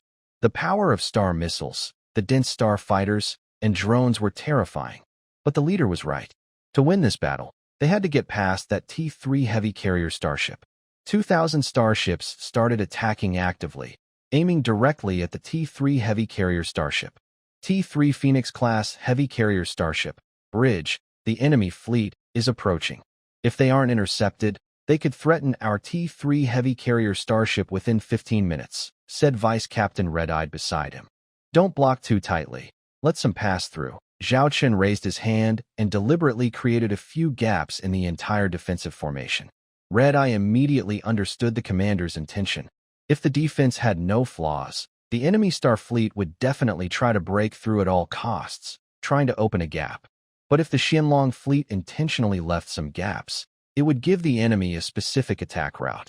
The Xianlong fleet could prepare early and create some small surprises for the opponent. Of course, this tactic is risky. Without enough control, it could backfire and cause losses instead of gains. But Zhao Chen was confident in his Xianlong fleet, and Red-Eye agreed with his plan. T2 Queen Bee has started deploying star drones to work with the starships on the defense line. 50 T2 Black Rhinoceros form the first defense line, and 10 T2 Snow Mastiffs can choose their targets freely. 10 T3 Snowstorm ships adapt to the situation, moving where needed with high agility, Zhao Chen said. Yes, Lily and Red-Eye improved Zhao Chen's plan and passed it on. One by one, the starships of the Xianlong fleet prepared for battle. Meanwhile, on the deck of the T3 Phoenix starship, the first batch of returning starfighters arrived. The first to return was a T3 Fire Phoenix heavy starship stealth bomber, quickly landing on the deck and then entering the hangar via the lift system. The whole process was smooth and swift, taking less than 3 seconds. Inside the hangar, a 3-person starfighter maintenance team was already ready. Seeing the T3 Fire Phoenix slowly land, they exchanged glances and immediately began their work. Logistics Team 022, start maintenance on T3 Fire Phoenix number 12. Second person, handle energy refueling. Third person, refill star bombs. The team leader quickly assigned tasks. The second crew member tapped a few buttons on the control panel in front of him, connecting the energy port to the T3 Fire Phoenix No. 12, and began refueling. The third crew member was near the underside of the ship, looking up at the empty hidden star bomb base. It seems our candy is quite popular. Too bad we don't have user feedback. As she spoke, she began operating the new interstellar bomb, adding the necessary components. Although most of the work was handled by machines, both women needed to closely observe to ensure there were no mistakes. Team Leader 1 operated a single-person hover platform, circling around Fire Phoenix, T3 number 12. Her eyes scanned every part of the machine's exterior. Her job was to check the returning Fire Phoenix, T3 No. 12 alongside the machines, acting as a double check. She also performed emergency repairs on damaged areas. Meanwhile, several lines were connected to the machine, testing its internal software modules. This was to make sure all systems inside were intact after the recent battle. The cockpit cover of T3 number 12 opened. Phew. The co-pilot took off her helmet and took a deep breath. Although her flight suit had ventilation, she was still sweating heavily. How are you both doing? The team leader floated to the same level as the cockpit, asking the two pilots. The main pilot took off her helmet. I'm fine. Do you need some recharge liquid? The team leader asked. Give me a bottle, the co-pilot said, panting and looking flushed. Look at you. Back at the Academy of the Goddess, I could have fought 5 battles like this. The main pilot said proudly. The co-pilot replied confidently. I'm just a little nervous. It was only simulated battles before. I'll get used to it. Pilots of interstellar fighters have a tough job. Besides needing good flying skills, they must have excellent physical fitness. In such small fighters, there's no advanced safety system like on large starships. At high speeds, pilots endure a lot of physical stress. What seems like a quick 10-minute sortie can be as exhausting as climbing 50 floors on a planet in one go. Anyone who becomes a pilot of this carrier's starfighter must complete at least 5 sortie cycles. That's the basic requirement, a voice from the other side said. People's eyes turned to the scene across, where a T-3 Phoenix-class interstellar fighter was docked, marked with the number 001. This was Pei Xingnan, the leader of the interstellar fighter squadron on the T-3 Phoenix-class heavy carrier starship. Commander Pei. Everyone immediately saluted by placing their hands over their hearts. Compared to their nervous state, Pei Xingnan remained calm and expressionless. Only a few strands of her bangs stuck to her forehead with sweat. This is our first combat mission. Don't embarrass us, she said coldly. Then she put on her helmet and sat back into the cockpit of her starfighter. Compared to the T-3 Fire Phoenix-class heavy stealth bomber, the T-3 Phoenix-class starfighter completed its resupply faster. Fire Phoenix 001, requesting a second attack. Permission granted. Use Channel 7. T-3 Phoenix-class heavy carrier starship. Bridge the Starfighter Command Center, where dozens of crew members were monitoring the status of the T-3 starfighters in real time. Their task was to assist the starfighter squads during combat, and they would send nearby fighters for emergency support if any starfighter was in danger. Additionally, if a T-3 starfighter was badly damaged, they would order the pilot to retreat or abandon the craft to escape. Zhao Chen emphasized that people are more important than machines. In critical moments, they would do everything possible to protect each starfighter pilot. Suddenly, a crew member saw on the screen that a T-3 starfighter was unlucky enough to be hit by the main gun of a T-2 starship destroyer. Fortunately, it was protected by a one-way star shield. However, the attack drained the shield's energy instantly, and then close-range gunfire damaged the starfighter's body. Warning: left wing damaged, power reduced by 15%. Warning: the starfighter's belly armor was hit. Remaining armor strength is 80%. Inside the cockpit of this T-3 Phoenix starfighter, the pilot could hear the alert sounds.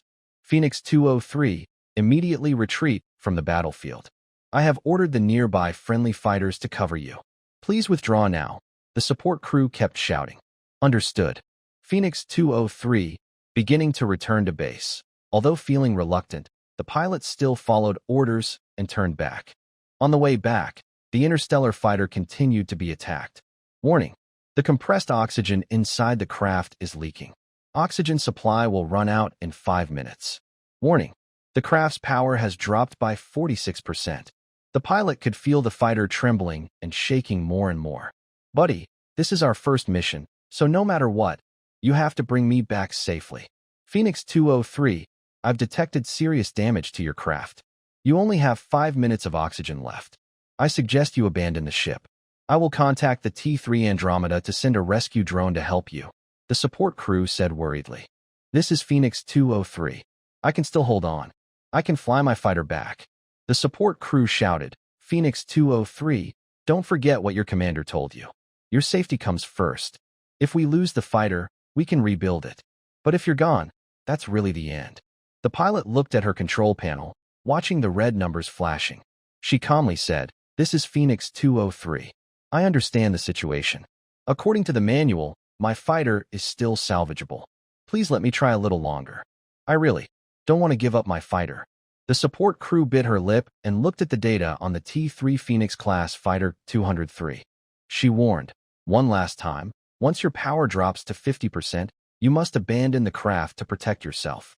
Otherwise, I will punish you according to wartime rules. You might never fly again. Do you understand, Phoenix 203? Understood. The pilot took a deep breath and thought to herself, Sisters, I will bring you back. Trust me. A few minutes later, in the hangar of the T-3 Phoenix-class heavy carrier starship, at an emergency repair bay, a T-3 Phoenix-class interstellar fighter slowly descended from the lift platform. During the transport, a lot of special foam had been sprayed onto the craft to prevent explosions and other risks. This is the Special Logistics Disposal Team 1. Immediately, lift the pilot out. Simultaneously, check the status of the interstellar fighter and look for any hidden problems.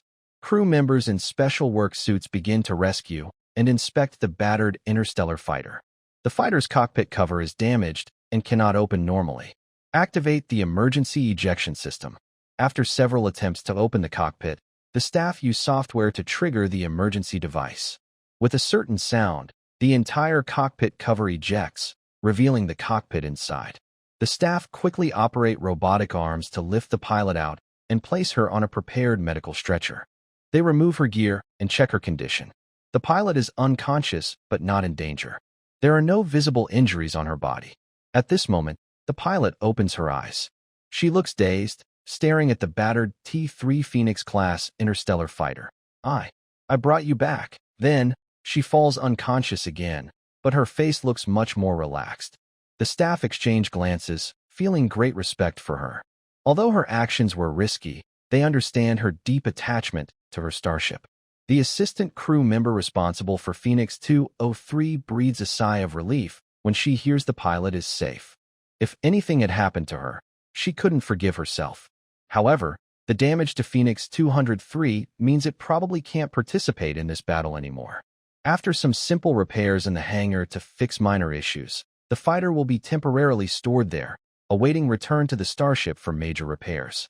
At this moment, the assistant crew member notices that one of the icons representing the T-3 Phoenix-class fighters, which shows 300 fighters, has turned black. This indicates that this fighter has been destroyed. She looks at the number, which is the fighter managed by her nearby teammate, and she looks over with concern. Fortunately, the pilot abandoned the ship before the explosion.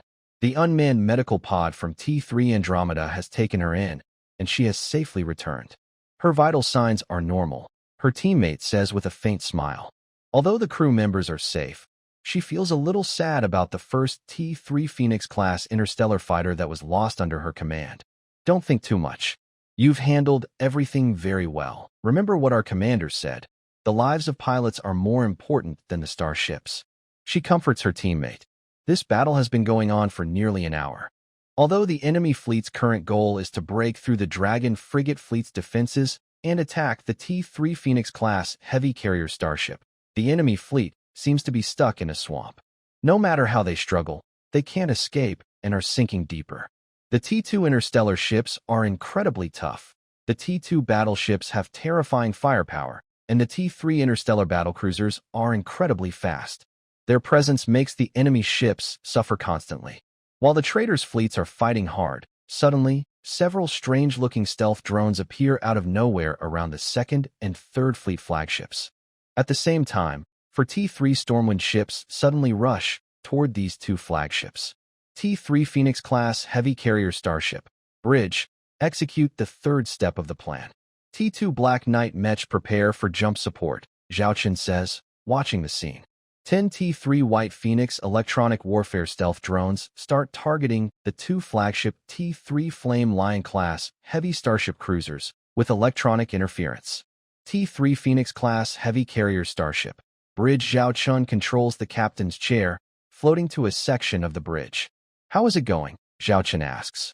Reporting to the commander, "We are conducting electronic interference on the target starships. Target 1 has not started yet. Targets 2 and 3 are in progress," reports the department head.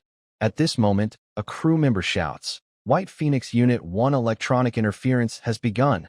White Phoenix Unit 2 electronic interference has begun. White Phoenix Unit 3 is now intervening." The Starshield system of the target T-3 Flame Lion-class heavy starship cruiser has been taken over by our side. The main weapon system of the target has been disrupted by our electronic interference and cannot be controlled. The target's close-range defense system has been completely disabled. The target's power system is currently shut down. Within the next 5 minutes, the communication network of the target starship will also be paralyzed.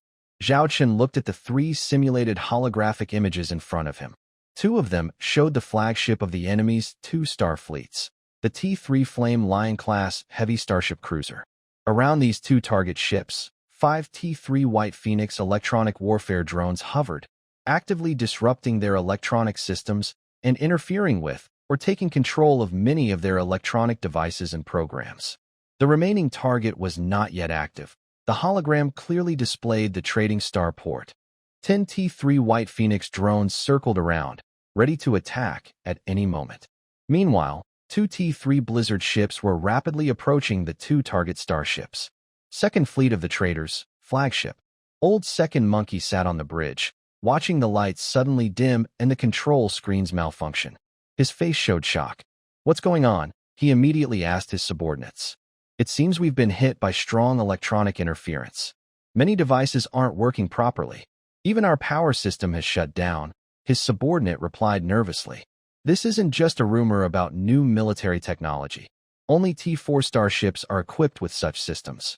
T3 technology has some research, but it's only installed in a few large military starports. Why is it appearing here? Report.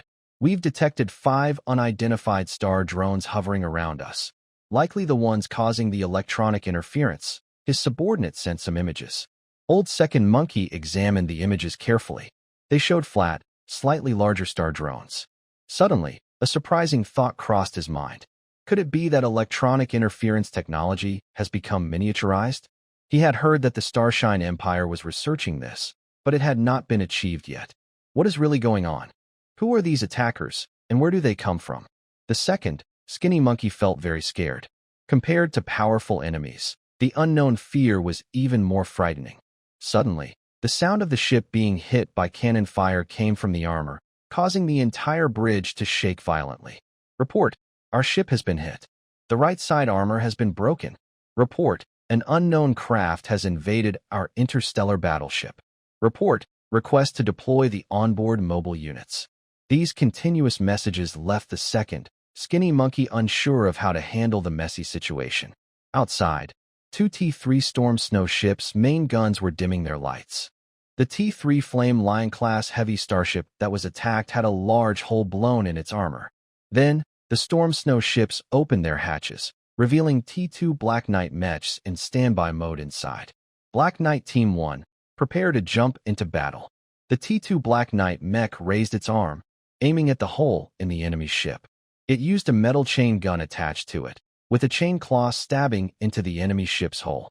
Next, a thruster appeared below the T2 Black Knight, shooting out a blue flame. These T2 Black Knight mechs quickly entered the target starship. Black Knight Team 1 has entered the target starship. The mech pilot activated an electronic map, showing the internal layout of the T3 Flame Lion-class medium starship. Except for some secret areas that couldn't be identified, locations like the bridge were clear. On the map, a red area was marked early on. Their mission was to invade this area and capture a thin man in the lower right corner. They didn't know why they had to catch this thin man, but it was the commander's order. What they learned at the Goddess Academy made them obey the commander's orders unconditionally at all times. Go, go. The Black Knight mechs formed a combat formation. The front Black Knight mech carried a temporary alloy shield on its arm and wielded a Black Knight laser sword. The Black Knight mech behind held 2 36-barrel Gatling-style laser cannons. Soon, resistance forces appeared on the route ahead. A team of soldiers wearing single-person exoskeleton combat armor tried to attack the mech squad. But compared to interstellar battle mechs, the single-person exoskeleton armor was like fragile cookies. First, a round of machine gun fire destroyed all visible moving targets. Then the first row of Black Knight mechs used their energy swords to finish the enemies. In less than a minute, the entire battle was over. As they kept moving, they quickly reached the bridge. When they broke down the bridge door, the scene before them made the squad leader feel helpless. "Sorry, our second team finished their mission early," he said. Inside the bridge, a Black Knight mech squad had already arrived and taken control of the target. The first Black Knight squad looked at the large hole blasted in the bridge and could only shake their heads in frustration, then started to retreat with the target. "Who are you guys?" A thin monkey, held in a cage, shouted wildly. But he suddenly went quiet. A Black Knight mech had aimed its machine gun at his cage. If the gun was fired, his fate would be clear. "Don't worry, you'll find out soon," the other side said quietly. Trader Starport Command Room report. The flagship of the Second Fleet seems to have been captured by the enemy starship. We've lost contact with Commander Slim Monkey. Report. The flagship of the Third Fleet is being attacked by 2 enemy T3 interstellar warships. Communications are lost. The boss, Big-Eyed King, listened to these bad news. He looked at the list of starships in front of him, which was now 1/3 darker.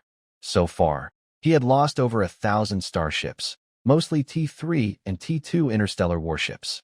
These were all main combat ships. And what about the enemy's losses? So far, they had only severely damaged one enemy T2 ship. But that T2 ship, protected by friendly ships, had retreated around a T3 heavy carrier starship. Apart from that, the only small victories were destroying some enemy T3 fighters and drones. He was frantically pounding on the control panel in front of him. His subordinate nearby looked scared but dared not to speak. Who? Who are these people? The boss, King Dia, shouted hysterically. Warning! Warning! Warning! Multiple unknown units detected around our starport. Suddenly, a warning sounded. Compared to the starship radar, the starport's radar, though lacking stealth detection, responded faster and more quickly. Soon, all the equipment and software in the command room started malfunctioning. Warning! 10 enemy T3 starship battleships have appeared on the starport's flank. King Dia looked shocked, but he quickly realized it was all part of the enemy's plan. First, they used the T3 heavy carrier starship fleet to attract his fleet into a trap. In fact, the enemy had also left 10 T3 starship battleships waiting on the outskirts. When everything was ready, these T3 battleships would strike at the right moment. T3 Blizzard-class light starship battleship number 1. Bridge Captain Charlotte looked at a red dot marked on the starport map, which was the target location given by the commander. Her mission was to send in mech troops to invade the area and capture the target person alive. At the same time, she needed to control several areas inside the starport where slaves were held, ensuring their safety until they could be evacuated. Report: our 10 T3 Blizzard ships have reached the designated position. The T3 White Phoenix electronic jamming drones have already disrupted the starport's electronics, causing over 80% of devices to fail. We have 5 minutes to act, her subordinate reported to Captain Charlotte. Captain Charlotte immediately issued orders. First, use the main gun to create openings at several points on the starport, then deploy star drones to work with the Black Knight star combat mechs to enter the port. I want to control the entire starport in the shortest possible time. The 10 T3 Blizzard ships began shelling certain areas of the starport, and after the bombardment, Blizzard-class star drones were deployed. Along with them, groups of Black Knight light star combat mechs entered the starport. A faint glow of explosions can be seen repeatedly happening inside the star harbor. Area 1 combat zone cleared. Area 3 combat zone cleared. Team 6 has found a prison holding slaves, approximately 3,000 slaves. Team 7 has discovered a camp. These messages keep coming in and are also sent back to the main base, the T3 Phoenix-class heavy carrier starship. Zhao Chun watches this space battle that has been going on for over an hour. Commander, so far, the enemy's 4th and 5th fleets have lost over 80% of their ships, and their flagship has been destroyed. The 2nd and 3rd fleet's flagships have also been destroyed, causing a temporary shutdown of their command systems, with a damage rate of 50%. The only remaining fleet with some fighting ability is the 1st fleet, which is trying to break through our defenses. This fleet only has 3 T3 starships left, Lily said nearby. Qitong added, so far, we have destroyed 1,500 enemy starships, and nearly 500 starships are trapped inside the star harbor. Currently, the enemy has fewer than 1,000 starships still able to fight.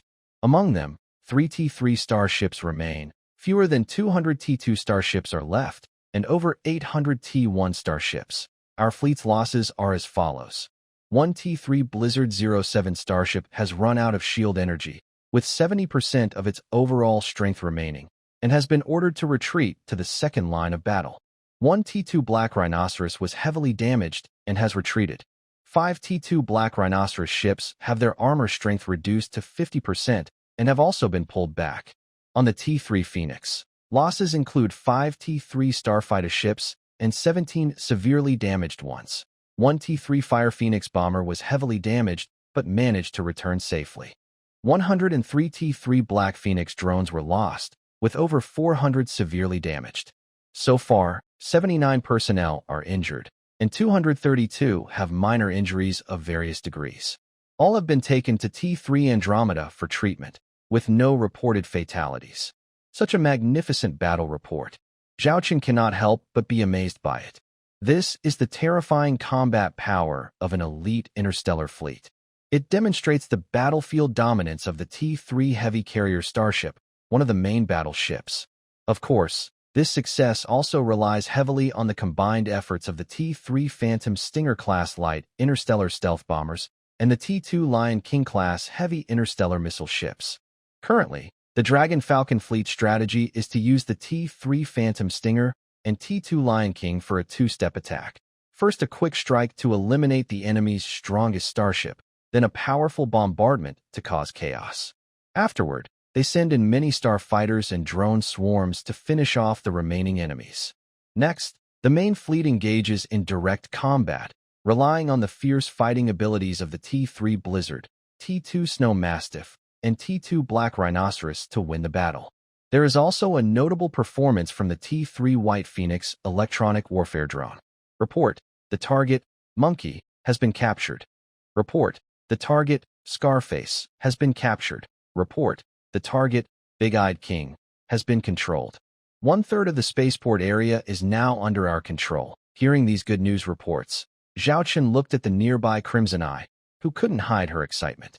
He smiled and said, "It's time to end this battle." Then, Zhao Chun ordered all the T-3 Blizzard, T-2 Snow Mastiff, and T-2 Black Rhinoceros units on the front line to launch a full attack.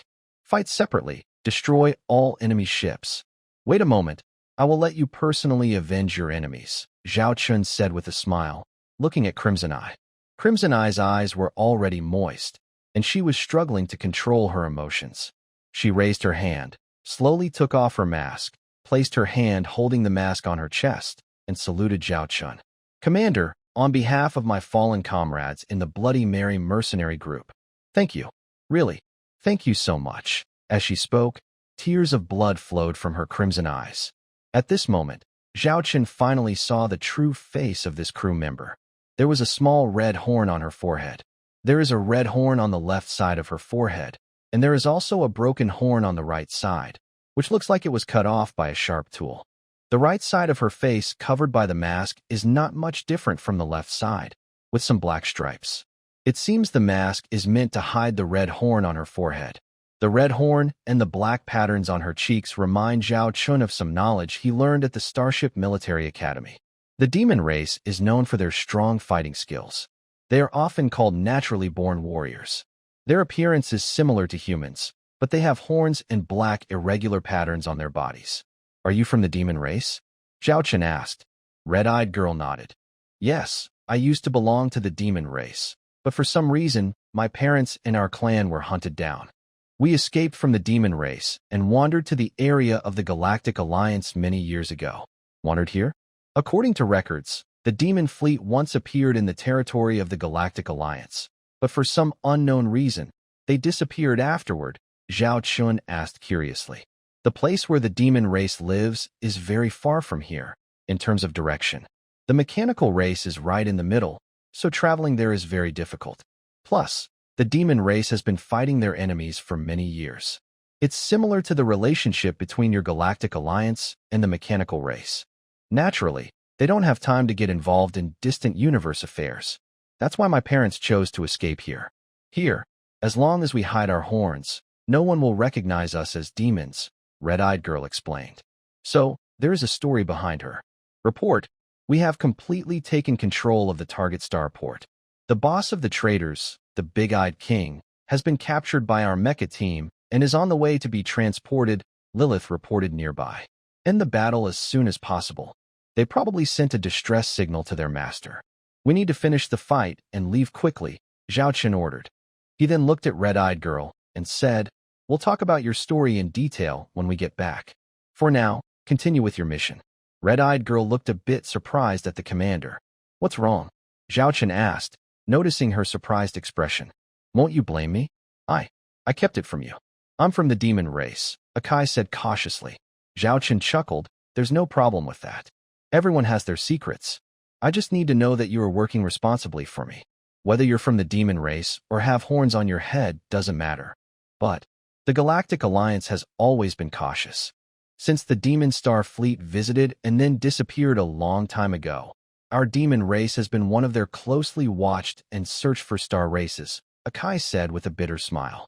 That's also why I wear a mask and hide my identity. Zhao Chen shrugged. The Galactic Alliance is naturally cautious about mysterious races like the demons for their own safety. That's understandable. But I trust you because you, Akai, are now my crew member. After saying that, he tapped Akai's head gently and urged, all right, get to work. I don't care if you're a demon race or not.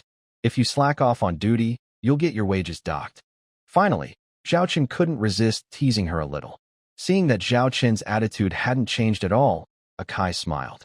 This was the first time since she put on the mask that she had smiled so happily. It turned out that on this land, there really were people who didn't mind her existence at all. Yes, Commander, Akai said seriously, then returned to her workstation. The battle was still ongoing, but it was now nearing the end. Under the relentless of T3 Blizzard, T2 Snow Mastiff, T2 Black Rhinoceros, and the overwhelming waves of starfighters and drones, the traitors' fleet could no longer hold on. They gradually lost the will to fight and began to retreat. Today was different from the past. Zhao Chun had enough starships to encircle and destroy the retreating enemy ships. After all, who could outrun a T3 Blizzard in speed? Offer the enemy ships a chance to surrender. Tell them that if they can shut down their star engines and surrender, we won't destroy their ships, Zhao Chen said to Lilith. Yes, Lilith immediately relayed the order. Then, a surrender announcement from the Falcon Dragon fleet appeared on the public channel of this star system. This caused many interstellar warships to surrender. After all, they couldn't win the fight, and escaping was impossible. They could only obediently surrender and seek a small chance of survival. At this moment, the 3 people who had been imprisoned in a cage had been transferred to the shuttle bay of the T3 Phoenix-class heavy carrier starship. Lilith, I'll leave the matters here to you. Try to gather as many interstellar transport ships as possible. After the battle, transfer all the rescued slaves onto the ships, Zhao Chun said to Lilith. Yes, Lilith replied. Then Zhao Chun looked at Crimson Eye. We should go meet our 3 opponents. They are probably still confused about this sudden battle. At least, let's make sure they understand what happened. Soon, Zhao Chun and Crimson Eye arrived outside the hangar where the 3 prisoners were kept. Before entering, they could hear a sharp shout. I warn you, behind us are the 2nd and 3rd princes of the Starshine Empire. If you dare to do anything to us, the princes won't let you go easily. Zhao Chun looked over. The speaker was a thin man. Zhao Chun had checked the information. This man was the 2nd in command of the traitors, nicknamed Skinny Monkey. On his left and right were the boss, called Big-Eyed King, and the 3rd, known as Scarface. Their appearance attracted Zhao Chun and Crimson Eye's attention, especially Zhao Chun, because he was the only man they had seen since arriving here. But when they saw Crimson Eye beside Zhao Chun, their initial confusion quickly turned into surprise. You're Crimson Eye from the Bloody Mary mercenary group. Scarface was the first to recognize her. Because Crimson Eye was not wearing her mask at the moment, they didn't immediately recognize her identity. However, when they saw the sword at her waist, a symbol of her status, they realized who she was. Didn't expect to meet you here, right? When you ordered the slaughter of my Bloody Mary mercenary group's main base, you probably didn't think you'd face this today, Crimson Eye said with anger, gripping her sword tightly. Ha ha, if I had the chance back then, I really should have killed you and your accomplices too, Scarface said fiercely. Red-Eyed drew the weapon from her waist. This was the first time Zhao Chun saw Red-Eye's sword. No, it looked more like a dagger. It resembled a traditional Tang sword from his past memories. Usually, such weapons are kept as collectibles by nobles, and few people in this era still use real, individual cold weapons. I also regret letting you escape this time, but it's fine. Today, I will let you brothers die together, Red-Eyed said as she swung her blade. The scar-faced man's left arm was cut off. Oh, he screamed loudly, blood splattering onto the skinny monkey's face, and his severed arm fell right in front of him. This scared the skinny monkey so much he froze. He wasn't afraid of dying in space battles because those happened in a flash, with no time to react. But this kind of death, so painful and sudden, shattered his mental defenses. Don't kill me, please. The skinny monkey's sharp cry even drowned out the scar-faced man's screams. Red-Eyed, don't be in a hurry. Let me ask a question first, Zhao Chen said. Red-Eyed silently stood there. She flicked her sword, and all the blood that hadn't touched the blade fell to the ground, leaving it clean as before. Zhao Chen crouched in front of the terrified monkey, looking into his frightened face. I know your behind-the-scenes backers are the princes, the second and third princes you mentioned earlier. But I'm curious. I heard that recently, you've increased trading significantly, acting like you're in a rush. Why is that? If I tell you, will you spare my life? I swear I'll run far away and never appear in the Starry Empire again. The skinny monkey said confidently. Hearing this, the big-eyed king nearby immediately roared in anger. Monkey, you dare to betray any of the prince's secrets? Even in death, I won't forgive you. Don't forget, everything we have now was given by the princes. Red-eyed, deal with him first. His big eyes are making me uncomfortable.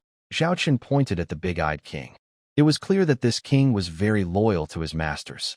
Zhao Chen couldn't get any information from him, so it was better to use him to scare the others. Red-eyed silently walked up to the big-eyed king, gripping her knife tightly, and stabbed forward. The blade pierced directly through the big-eyed king's eye, coming out from the back of his head. The big-eyed king, who controlled most of the trade in the Starshine Empire's black market, died so easily. Successfully killed the target. Big-eyed king, the system's notification sounded in Zhao Chen's ears. Today, you must die. But if you cooperate peacefully, I can make your death easier. If you don't cooperate, I will make your death very painful, at least 10 times worse than his. Zhao Chen pointed at the skinny monkey, who was still screaming from his broken arm, and gestured toward the scar-faced man nearby. I'll tell you everything. The skinny monkey knew he had no choice and quickly revealed all he knew. He didn't know why the two princes were eager to expand their sales, but he guessed they needed a lot of money quickly. In the past, their trade profits could last 2 or 3 months before needing to be paid in full. But this time, after each large trade, they had to turn over 90% of the earnings. This greatly reduced their profits. As two of the princes of the Starshine Empire, they shouldn't be short of money. What could they need such huge funds for? Zhao Chen immediately thought of a common plot in palace dramas. This was the only explanation that made sense. Honestly, Zhao Chen didn't care who was emperor of the Starshine Empire, as long as it didn't disturb his life. But clearly, the current situation was that his older sister was supporting the young princess, who would likely support her brother, the current crown prince. And the crown prince's 2 younger brothers were mobilizing a lot of funds at this time, probably not to prepare a birthday gift for their brother. The answer seemed obvious. A major upheaval was likely to happen in the Starshine Empire. Zhao Chen rubbed his chin, thinking that he needed to find a way to tell his older sister about this when he returned. Red-eyed, these 2 are yours, Zhao Chen said, losing interest in the 2 worthless guys. He turned and walked out of the hangar.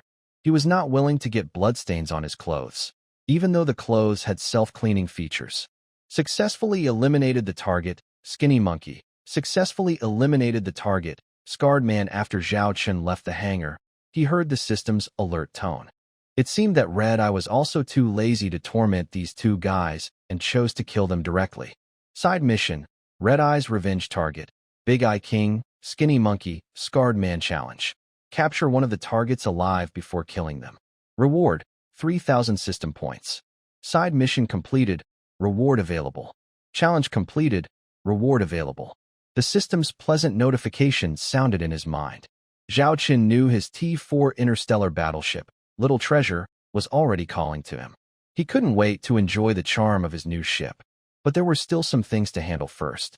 Zhao Chen had to temporarily suppress his excitement, and, with a somewhat relieved expression, returned to the bridge with Red-Eye, who looked calmer after settling old scores.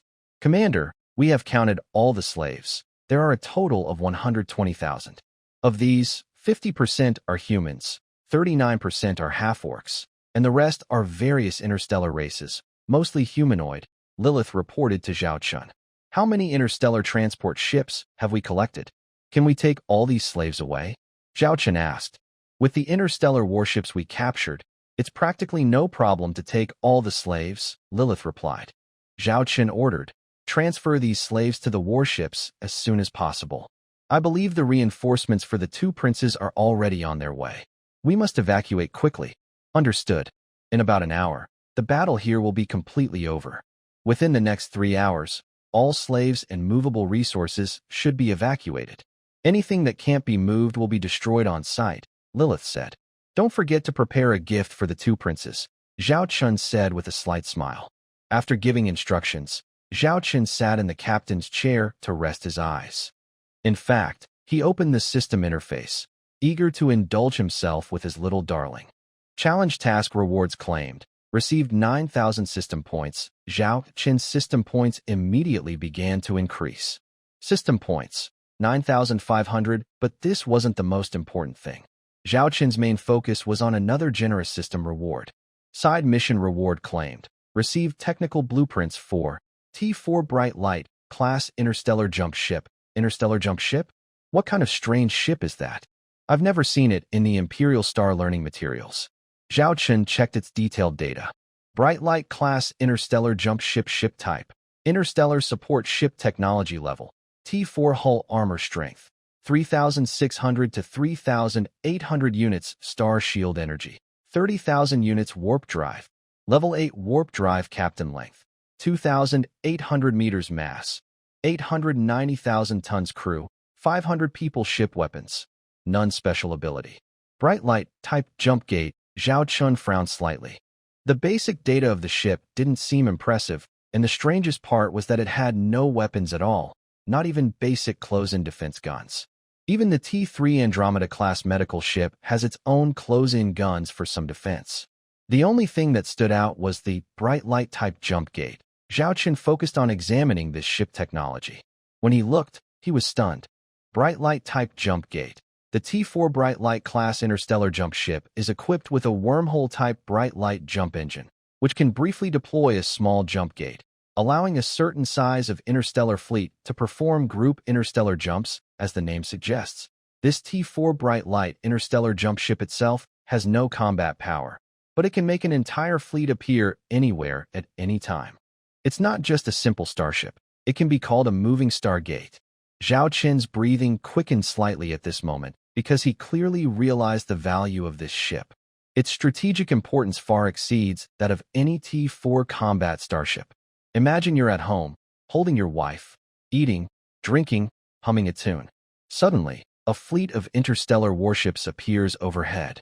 Surprised or not, unexpected or not, this is truly a powerful tool for quick strikes and long-range attacks. Zhao Chun eagerly continued to look up more data on this T4 Bright Light class interstellar jump ship. First, the main question is, how many interstellar ships can it send at once? There is a limit to the number, which also depends on the level of the ships. If all the ships are T3 level, one T4 Bright Light class jump ship can send about 1,000 T3 interstellar ships, equivalent to 3 fleet-level star fleets. The energy cost for one use is about 10 million star coins. That's really expensive, like the most luxurious Stargate travel. After one use, it takes about a week to reset and recharge. The jump distance has no specific limit, but if the distance is too far, the number of ships it can send will decrease. But for now, within the Galactic Alliance, it's still possible to jump freely. After reviewing its performance, the next step is to look at some real details. First, the cost. The T4 interstellar warship, being a functional type, is very expensive. Each one costs up to 5 billion star coins. Wow, that's almost the price of my T3 Stargate. Zhao Chun couldn't help but curse inwardly. With continuous technological progress, the costs of T3 and T4 interstellar ships have increased significantly. This might be why no one has openly sold T4 ships so far. If they did, each one might sell for hundreds of billions of star coins. Only the empire itself, a few top-tier wealthy families, and nobles could afford it. Most would develop and produce them in-house or through cooperation. Money is expensive, but its strategic importance is clear. Zhao Chun looked at the construction requirements. Fortunately, the requirements aren't very high. Even a T3 heavy industrial starship can build it. If built by his current T3 furnace-class heavy industrial starship, it would take about 10 months. Building multiple T3 ships at the same time could shorten the process to about 2 months. Next year, we will build one, Zhao Chun firmly decided. This kind of interstellar warship is very useful in critical moments, whether for escaping or attacking. Especially in attacks, Even some difficult missions can be carried out with it.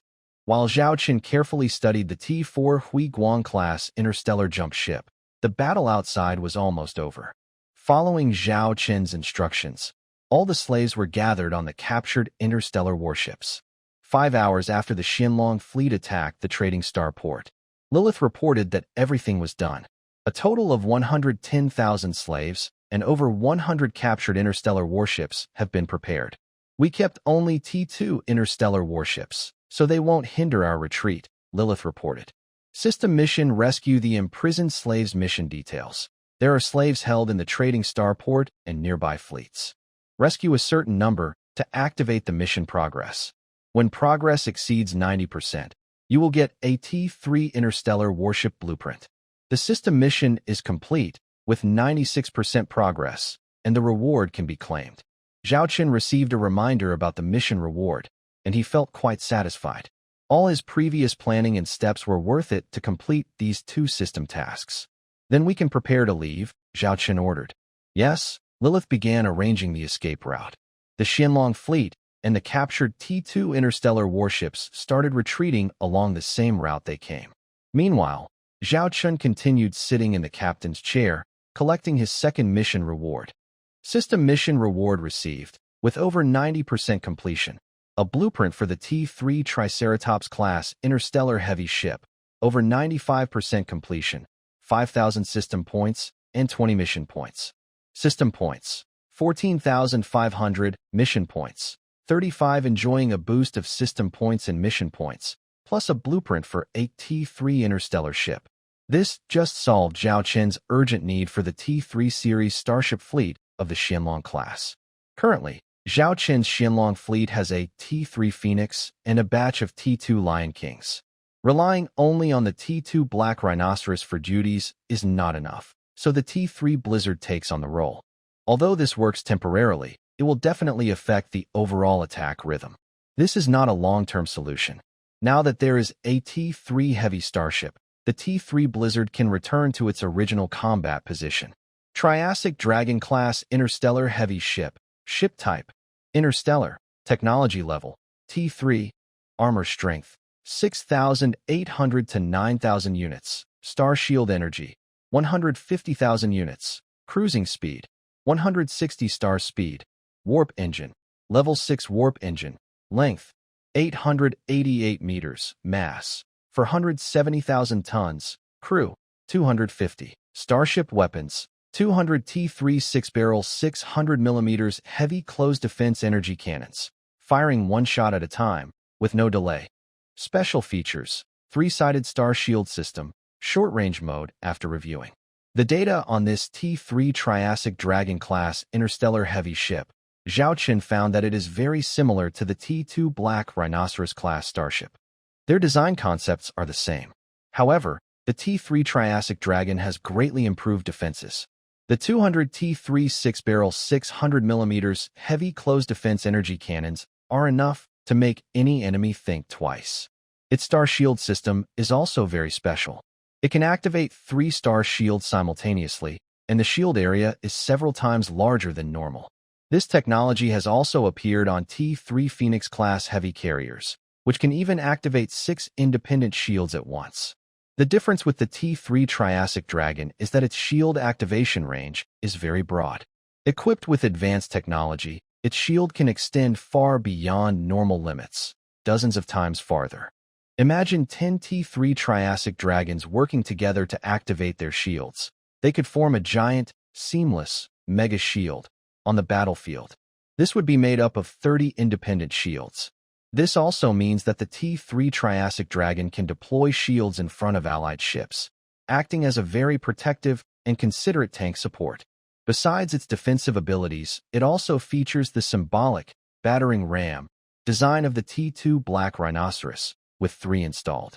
These 3 battering rams are equipped inside with high-particle vibration magnetic field technology. Although invisible to the eye, once these rams pierce the enemy's starship hull and activate the high-particle vibration magnetic field, the frequent vibrations can break down the molecular structure of the enemy's armor to some extent, providing a strong defense-breaking effect. The cost of such a T3 Trihorn is very low, only 2 million star coins. To compare, a T2 Hyena-class medium starship destroyer used to cost 4 million star coins. Moreover, with a T3 Furnace-class heavy starship industrial ship, one T3 Furnace can build 10 T3 Trihorns in a month.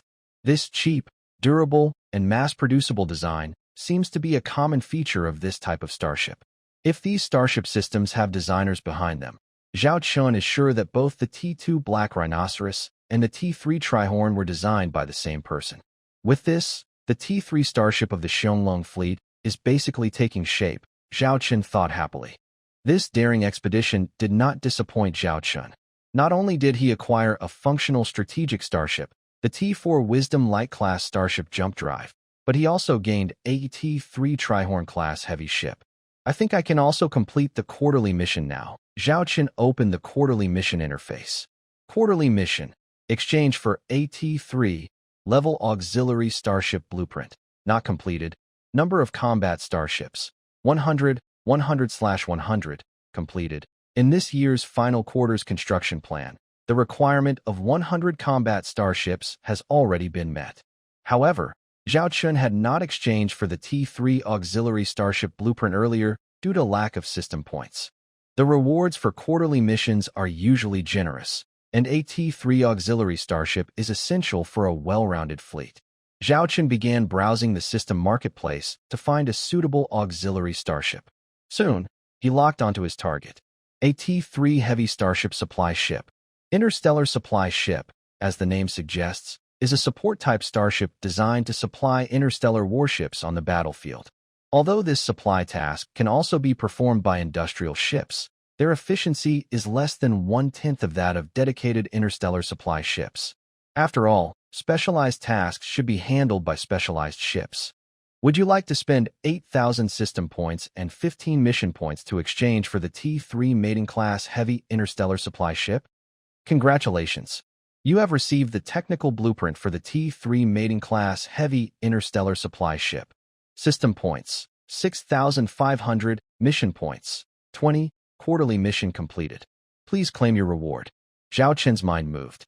Received 10,000 system points and 30 mission points. System points, 16,500. Mission points, 50 indeed. The rewards for the quarterly missions are quite generous, quickly restoring Zhao Chun's system points and mission points. Zhao Chun looked over the data for this T3 Maiden-class heavy interstellar supply ship.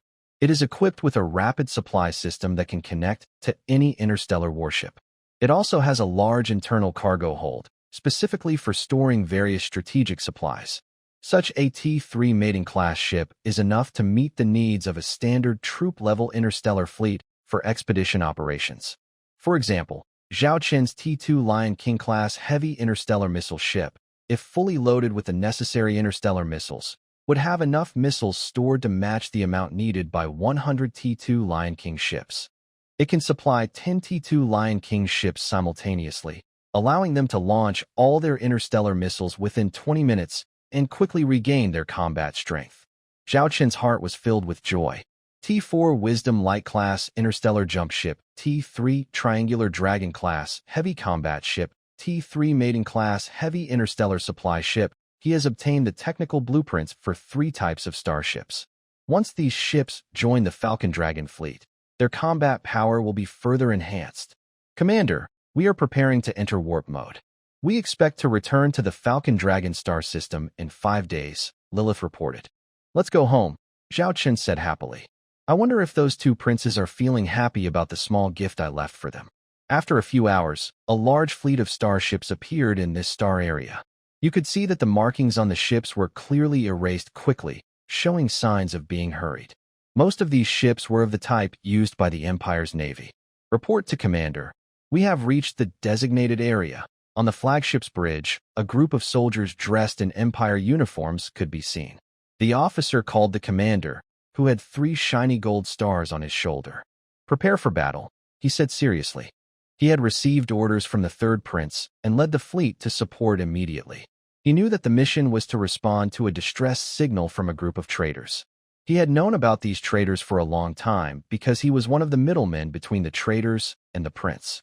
Some of the starships used by the traders were taken from the Empire's fleet under false pretenses and given to them. He had even met the leader, a big-eyed man, in person. That guy was quite good at making deals. The first time they met, he brought 10 female slaves and a gift of hundreds of thousands of star coins. As a supporter of the Prince faction operating in the gray area, he naturally wanted to check out the distress call immediately. Although these traders operated in the gray zone, everyone knew that they were backed by the Prince faction. Who would dare to attack the Prince faction's money source? Report. We found signs of starports and starship battles. No other starships have been detected so far, the deputy reported. The 3-star general looked at the screen and saw several areas filled with wreckage from starship remains, indicating a fierce battle had taken place here. Based on the fluctuations in cosmic energy we detected, the fight probably ended about 3 hours ago, the deputy added with important news. 3 hours ago. He received the distress signal about 8 hours ago. This means the enemy fleet attacking here fought for less than 5 hours. Although the traders' fleet was not very strong, it still had 3,000 starships, including 30 T3 starships. In such a short time, the attacking fleet must have been quite powerful. The 3-star general looked at the damaged spaceport on the screen. The outside was full of signs of shelling and attacks, and there were broken starships. Hundreds of ships were crowded in the spaceway. He could imagine how fierce the battle must have been. Be careful. Send out some scout ships to check the spaceport, the general said cautiously. Soon, dozens of scout ships approached the spaceport. With the cameras on the scout ships, they could see the spaceport more clearly. Suddenly, the general pointed at the most noticeable emblem on the spaceport. Zoom in on that spot. That emblem represented the traders. At this moment, the emblem was badly damaged, and 3 black dots could be seen on it. After zooming in, they finally saw what the black dots were: 3 bodies. From left to right, they were the big-eyed king, the skinny monkey, and the Scarface. Except for the skinny monkey, whose death was somewhat less brutal, the other 2 were very badly hurt, especially the Scarface, who looked like he had suffered great torture before dying. This scene made the general feel very upset. The deaths of these 3 meant that the traitor organization supported by the Prince's faction had been destroyed. Although the Prince's faction could still rebuild such an organization, it would take a lot of time, effort, and resources, causing them great losses. Warning! Warning! Warning! High-energy explosion detected in the spaceport. Scout ships, evacuate immediately. Evacuate now, the crew member suddenly shouted. The general looked at the spaceport in shock. You can see dozens of points in the starport emitting red light, followed by a huge explosion. The explosion directly swallowed some of the star scouts that had not yet retreated. Scout 3 lost contact. Scout 5 lost contact. Scout 8 lost contact. Lieutenant General Sanching stared at the explosion in the starport. If the port looked like a battered land before, now it had become a pile of space debris. Those guys, Lieutenant General Sanching felt anger rising in his heart. Killing those traitors was one thing, and re-educating them was another. But now, they had destroyed the starport itself. Building such a base must have taken the Prince's faction a lot of time. In just a year or 2, it would be impossible to restore it to its previous state. During this time, the original trade channels could be taken over by others. So, it would take at least 3 years to truly rebuild. If the 2 princes knew what happened here, Lieutenant General Sanching sighed deeply, hoping they wouldn't blame him. He immediately sent all the footage and images of the explosion, including scenes of the starport's destruction, back to them. Soon, he received replies from the 2 princes. Investigate the culprits. These 4 simple words revealed the prince's anger. Find out. Carefully examine the wreckage and debris. I want to know who dared attack here, Lieutenant General Sanching ordered. After investigation, it was found that the starport had a device that detected explosions. When electronic signals fluctuated within a certain range, it would automatically trigger an explosion. The enemy knew this trick wouldn't seriously hinder the support fleet coming from behind. Their goal was to destroy the starport in front of the reinforcements and create a big spectacle. This was clearly a provocation. Lieutenant General Sanching clenched his fists, more determined than ever to find out who the attackers were, even if it meant tearing the place apart, and make them pay a heavy price. All of this was happening while the culprits were on their way back to the Xiongling star system. Under faster-than-light travel, Zhao Chun in the hibernation pod wears a slight smile. It seems he is having a good dream. Early January, galactic calendar 3032, Xiaolong star system. After more than half a month of continuous attacks, Zhao Qin's Xiaolong fleet declares the mission complete. Finally, we're back home. Zhao Qin sits in the captain's chair, looking at the universe outside, which hasn't changed much compared to other star systems. But knowing the coordinates are now in the Xiaolong star system, he can't help but feel a sense of returning home. Commander, here is the detailed battle report for this campaign, Lilith reports to Zhao Qin. Zhao Qin looks at the battle report displayed on the screen. The most used resource was the T-2 Lion King-class heavy starship missile cruiser, which fired a total of 2,500 Lion King missiles, worth 1.5 million star coins. Next were the costs for replacing lost star fighters and drones from the T-3 Phoenix-class heavy carrier, as well as repair and resupply costs for damaged ships. In total, the campaign cost the Xiaolong fleet nearly 3 million star coins. They also brought back 110,000 slaves, with a total of 102 starships, including 62 T-2 combat starships and 40 auxiliary T-2 starships, mainly transport ships. Although they didn't seize many resources this time, the investment and gains are balanced, which is fine. The potential value of the 110,000 slaves can be further explored in the future. All these slaves should be settled on Dragon Star 1, where we will collect data, identify their races, skills, and abilities. Skilled individuals can be assigned to suitable jobs. If there are women fit to serve as crew members, they can join the Goddess Academy-class starships for further training. As for the captured T-2 starships, they will be sent to the Lion King star system. The prisoners from the traitor fleet will be assigned to labor reform, given basic nutrition. Those who perform well can earn their freedom and receive better meals, Zhao Qin ordered. Dragon Star 1 was secretly arranged by Zhao Qin to involve the dwarf race. Later, he also assigned the planet where the Bloody Mary mercenary group was located, naming it Dragon Star 1. Why were the captured T-2 attack warships sent to the Lion King star system? The main reason was to prevent these interstellar warships from staying in the Xiongling star system, which might give clues to the Crown Prince faction. Although the chance of being discovered was low, it was better to be cautious. Also, under Zhao Qin's watch, these T-2 interstellar warships didn't need to be powerful. Their combat strength was not important. Understood, Lilith immediately went to arrange these matters. Then, inform Annie that I want to discuss the future construction plans with her, Zhao Qin said seriously. The few starships in his hands needed to be produced as soon as possible. After giving these instructions, Zhao Qin took a deep breath and opened the system interface. It was a new year, and both the quarterly and annual tasks had refreshed. Quarterly tasks. Requirement 1. Exchange for blueprints of 1 combat type and 1 support type T-3 interstellar warship. Requirement 2. Reach a total of 50 T-3 interstellar warships. The second requirement was not very difficult. As long as the Xiongling fleet's production went smoothly, it could be achieved. The first requirement required some system points and task points from Zhao Qin. Annual tasks. Requirement 1. Have a Legion-level interstellar fleet, 3,000 warships, with at least 300 being T-3 level, currently 110/3000, not completed. Requirement 2. Own a T-4 combat-type interstellar warship, not completed. Requirement 3. The average living standard in the Xiongling star system must reach above 7, currently 0.6/10. Requirement 4. Hold a marquis or higher noble title in the Empire, not completed. Requirement 5. Have 20 T3 level technologies produced by the system, currently November 20th. Note: completing 4 of these 5 items counts as finishing the annual task.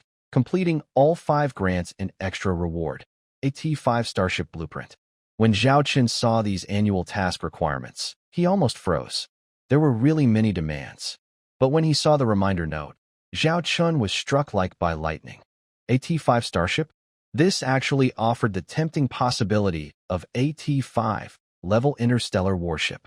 So far, the 3 main forces of the Galactic Alliance have only just stabilized their technology at T4 level.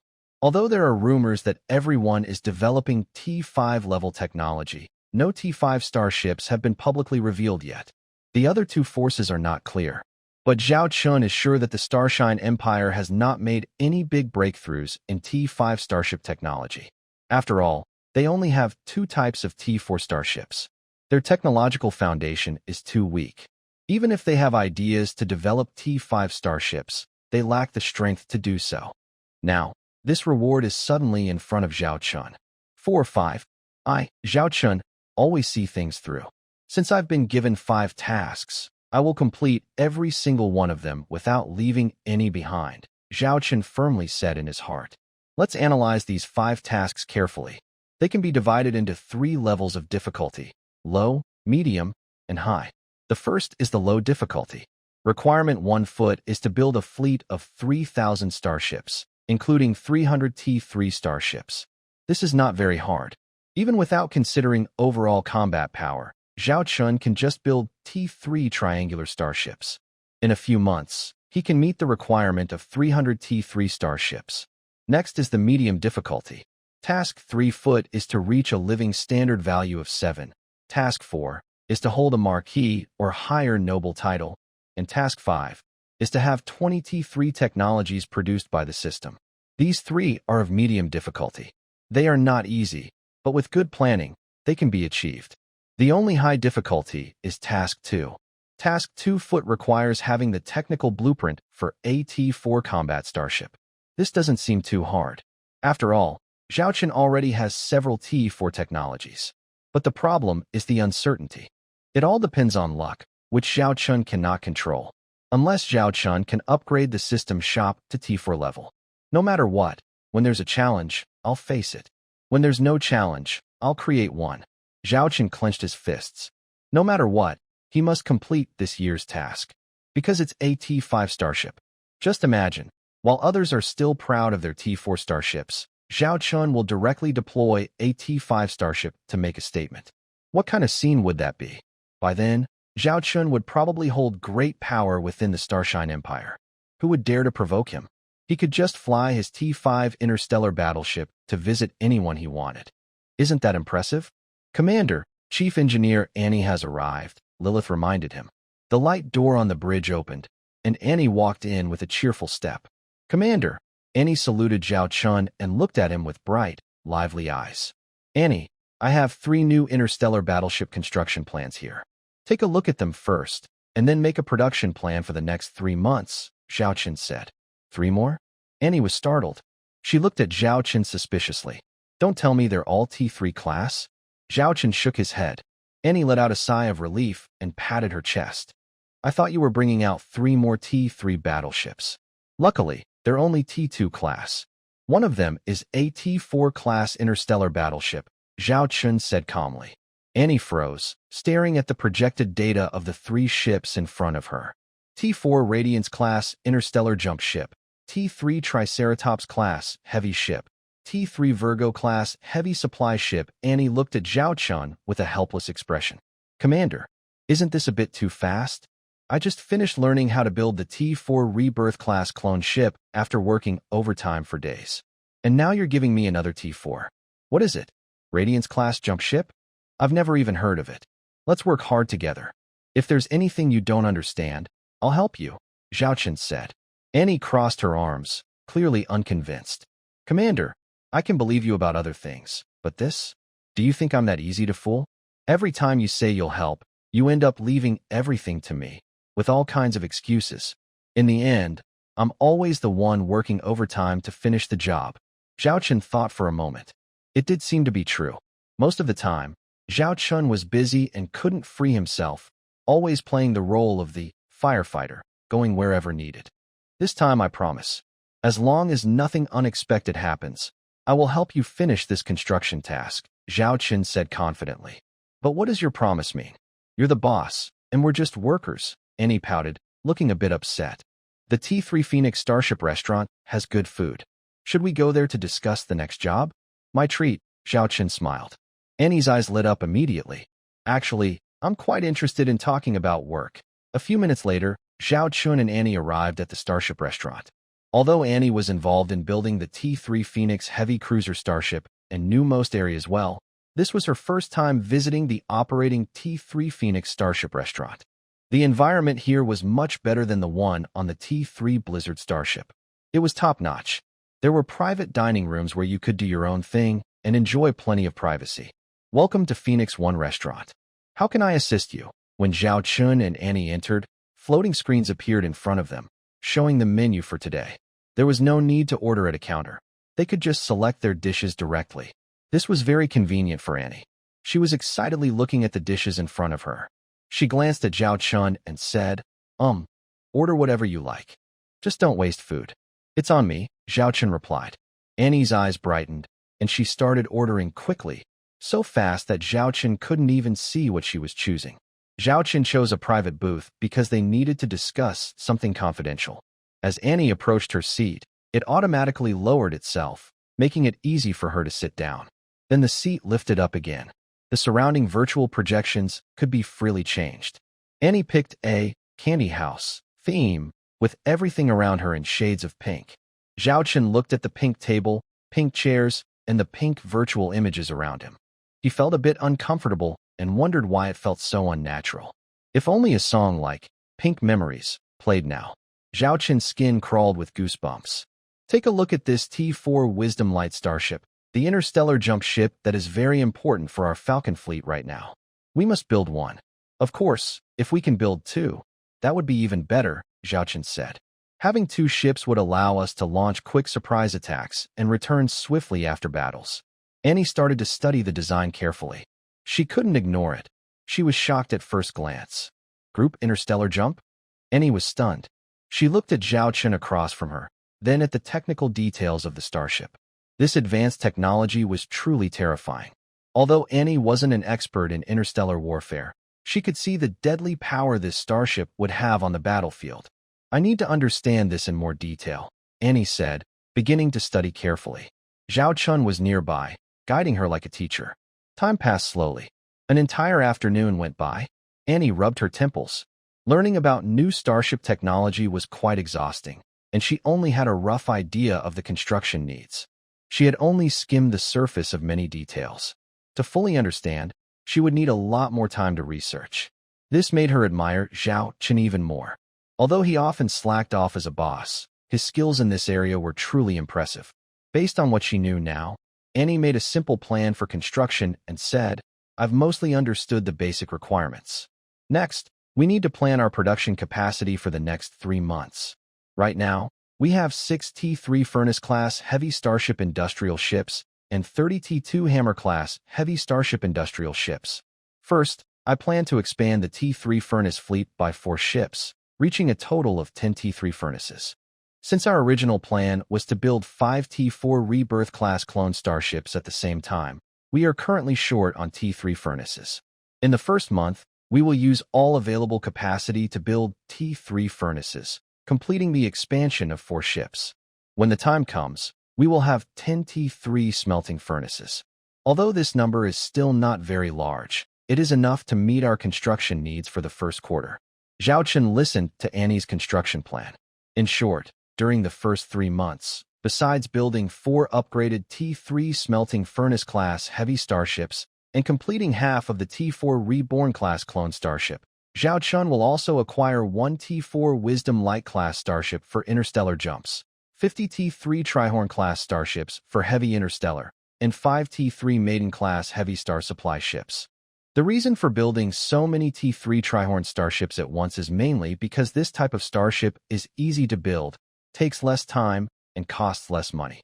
Right now, Zhao Chun's fleet is short of many T3 level starships, especially star defense ships, so it's better to build 50 of them at once. This way, no one on the interstellar battlefield can threaten the safety of the Dragonfly fleet's carriers and missile ships. Building these starships will cost 4.5 billion star coins in raw materials for the T4 Reborn-class clone starship over 3 months, 5 billion star coins for the T4 Wisdom Light-class interstellar jump ship, and 1 billion star coins for each of the other starships. In total, this quarter will require 9.6 billion star coins worth of raw materials. Annie quickly provided the detailed numbers for the materials needed. It has to be said, This is the most expensive construction plan Zhao Chun has ever undertaken, nearly 10 billion star coins. 9.6 billion star coins. Zhao Chun hesitated. The fleet currently only has 3 billion star coins in funds. The gap is quite large, but it's not impossible to fix. Because Governor Chu still owes him 7 billion star coins for the second batch of T3 Flame Dragon-class medium starship manufacturing technology licensing fees. If he has that money, he can fully cover the raw materials shortage for these 3 months. In theory, that payment should have been made already. He needs to find a chance to remind Chu later. I'll handle the raw materials funding. You just need to ensure these construction plans proceed smoothly, Zhao Chun said. No problem, Annie replied. Then there's nothing else. Let's end the discussion here. Zhao Chun stood up, ready to solve the funding and material issues. Oh no. Annie suddenly clutched her stomach as she tried to stand up. What's wrong? Zhao Chun looked at Annie. Annie looked like she couldn't get up, touching her round belly. It's nothing. Maybe I ate too much. I'll sit here for a while. Commander, you go ahead. I'll be able to walk after I rest a bit. Zhao Chun looked at Annie suspiciously. Are you planning to eat another meal? Annie pouted. What are you saying? Do I look like someone who overeats? Zhao Chun stared at Annie as if to say, aren't you? All right, rest here by yourself. If you still want to eat, you can order more or take some back for your brothers and sisters. All of that will be on my account. Zhao Chun finished and left the private room. Annie was stunned. She felt a little guilty and muttered, the commander is so kind to me. And I act like this. Maybe that's not very kind. After hesitating for 3 seconds, Annie slapped her cheeks and seriously muttered, it's not a big deal, and I am just being thrifty, right? Then, Annie sneakily took a small bag from her pocket, cleaned the utensils the commander had just used, and carefully packed each piece into the bag. Next, she opened her handheld device's communication network. It was the internal platform of the Dragonfly fleet, where crew members could chat, similar to forums or message boards. Annie skillfully opened a group called Commander's Support Club. The group's profile picture was Zhao Chun in a military uniform. She quickly edited a message and attached a few pictures. The pictures showed her and the commander entering the spaceship restaurant earlier, along with the collected utensils. Annie's Big Bear. Commander's used utensils, first come, first served. Soon after she sent the message, the items started to be bid on. Annie used an auction style, with the highest bid winning within 3 hours. Watching the increasing numbers, Annie's eyes seemed to see stacks of star coins. I'm sorry, Commander. For Annie's small savings, I have to sacrifice you. You won't lose much anyway. Hee hee. Annie giggled softly as she ordered a few more dishes, all packed to go. Soon, Annie, carrying the delicious food, happily left the private room. At this moment, the cleaning robot slowly approached the table. It collected the dishes and utensils. When it saw the empty table on one side, it paused. It seemed like something was missing. Unaware that she was being considered a side job by Zhao Chun, Annie's secondary persona, he returned to the bridge. Lily was working nearby. Lily, Zhao Chun called. Lily immediately put down her work and came over. Commander, what are your plans? This is the construction plan I discussed with Annie for the next quarter. Please review it and then work with Annie to carry it out. Zhao Chun handed her the outline of the construction plan Annie made. Lily looked it over and was surprised when she saw the required raw materials and funds. Commander, this needs 9.6 billion stars, but we only have 3 billion in the account. I'll handle this. Please contact Governor Chu for me, Zhao Chun said. Lily nodded. Yes. Lily assigned her subordinates to make the contact, knowing it would take some time since they crossed several star systems and she was dealing with a governor. Lily, how is the situation in the Xianglong star system now? Zhao Chun asked, recalling the annual task to improve the living standards there. He wanted to know the latest data. Although currently, Jiang Hong was responsible for the people's welfare in the Xianglong star system, Lily checked the latest data regularly.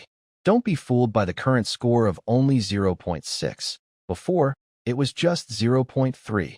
Recently, Jiang Hong not only restored order after the nobles migrated, but also doubled the living standards. Of course, this was closely related to the Xianglong fleet's policy of redistributing noble lands. Sometimes, destruction leads to renewal. With proper management, a high building can rise from the ground up. Currently, the Xiaolong star system is under Jiang Hong's management, and a new noble system has been established. Several rising nobles are all under our control. However, because there are no main industries yet, it is not very strong. The tax revenue from the Xiaolong star system alone is only about 10 million star coins per year. But the resource star zone we built last year is now complete. It is equipped with 10 heavy star mining ships of the Digger class, which have started working. They can extract raw materials worth nearly 50 million star coins each month, with an annual output of about 500 million star coins. We have also arranged for Jianghong to develop related industries around the Xiaolong resource star zone. When fully operational, it is expected to increase the star system's tax revenue at least tenfold. At the same time, it will provide jobs for 5 million people. Just relying on this resource star zone, there is hope that the annual tax revenue of the Xiaolong star system can surpass 100 million star coins in the future, Lilith said. Just the surrounding industries of a resource star zone are enough to generate such high profits for a star system. It shows how important a main industry is for an interstellar territory. But with the current growth rate, increasing from an average living index of 0.6 to 7 within a year is still quite challenging. How many people are there currently in the Xiaolong star system? Zhao Chen asked. Lilith replied, originally, the Xiaolong star system had nearly 500 million people. But due to the noble upheaval earlier, some nobles were purged, and some migrated out of the star system. As a result, over the past year, a large number of people left. Plus, you asked Jianghong not to restrict population outflow. So, in just 1 year, the population of the Xiaolong star system decreased by 200 million, leaving less than 300 million people. This is what people call the tree falls and the monkeys scatter. Most people at that time believed that the Xiaolong star system had no chance of rising. Coupled with the loss of key nobles, the system was destined to collapse. Naturally, some people tried every means to escape from the star system. 300 million is still quite a lot. Zhao Chen thought to himself. He didn't care about the population size within his star system. What he cared about was whether the people he raised genuinely wanted to stay in the Xiaolong star system. Arrange a meeting with Jianghong for me, right here on the main star of Xiaolong. My lord has not appeared for a long time and should return to check on things. Zhao Chen arranged his upcoming schedule. His main goal was still to complete system tasks and to meet the T5, Great Beauty. Yes, Lilith replied. Commander, Governor Chu, his communication is ready. We can connect now, reported the bridge crew. Connect it, Zhao Chen said, sitting in the captain's chair. In the next moment, he entered a full holographic immersive communication mode. The bridge scene disappeared, replaced by a lake. He saw an old man holding a fishing rod, casting it as if he was about to fish. This is a feature of the holographic mode, which can simulate any scene or activity. Zhao Chen walked over and looked at Governor Chu, who was holding a fishing rod. Kid, you don't come to see me without a reason. What's the matter? Governor Chu said without turning around. I'm here to ask for money. The final payment for the technology license of the second T3 Flame Dragon class medium starship, Zhao Chen said directly. The second batch of T3 Flame Dragons isn't finished yet. Governor Chu explained why the final payment hadn't been made. Zhao Chen said, my research on T4 starships has made progress, but I need a lot of raw materials. I estimate I will need about 10 billion star coins worth of resources. Governor Chu turned to look at Zhao Chen, suspicious. Are you trying to trick me? Do you think I need to trick you? Zhao Chen replied. You're right. There's no need to trick me about starship technology. Old Zhu has been praising you lately. I heard you helped him solve a technical problem with a T3 starship. But gathering 100 billion star coins worth of raw materials isn't easy in a short time, Governor Chu said, watching the lake as if waiting for a fish to bite. Zhao Chen raised his hand and placed several sets of technical data in front of Governor Chu. These are some of the technical data I've recently developed for the T4 starship. Governor Chu looked at them for a few moments, his gaze never leaving the data. Although he wasn't a starship engineer, having commanded so many starships over the years, he had seen enough to understand. He had some basic knowledge of the technology. The starship technologies Zhao Chen provided mainly include starship energy, propulsion systems, shield technology, and armor technology. All of these are level T4 starship technologies without exception. Can I show these to the researchers at my Starship Research Institute? Governor Chu asked Zhao Chen directly. No problem, Zhao Chen replied. Governor Chu didn't hesitate. He made a copy and sent it to several of his Starship research institutes, asking them to respond within 10 minutes. Zhao Chen remained calm and composed. Although Zhao Chen currently does not have a T4 interstellar destroyer, remember, he possesses a T4 Wisdom Light-class interstellar jump ship and a T4 Rebirth-class clone starship. Extracting some starship technology from these can help him bluff a little. Maybe Governor Chu's researchers will find some data strange, but as long as these starship technologies are level T4, it's fine. How is your Xiongling fleet building going?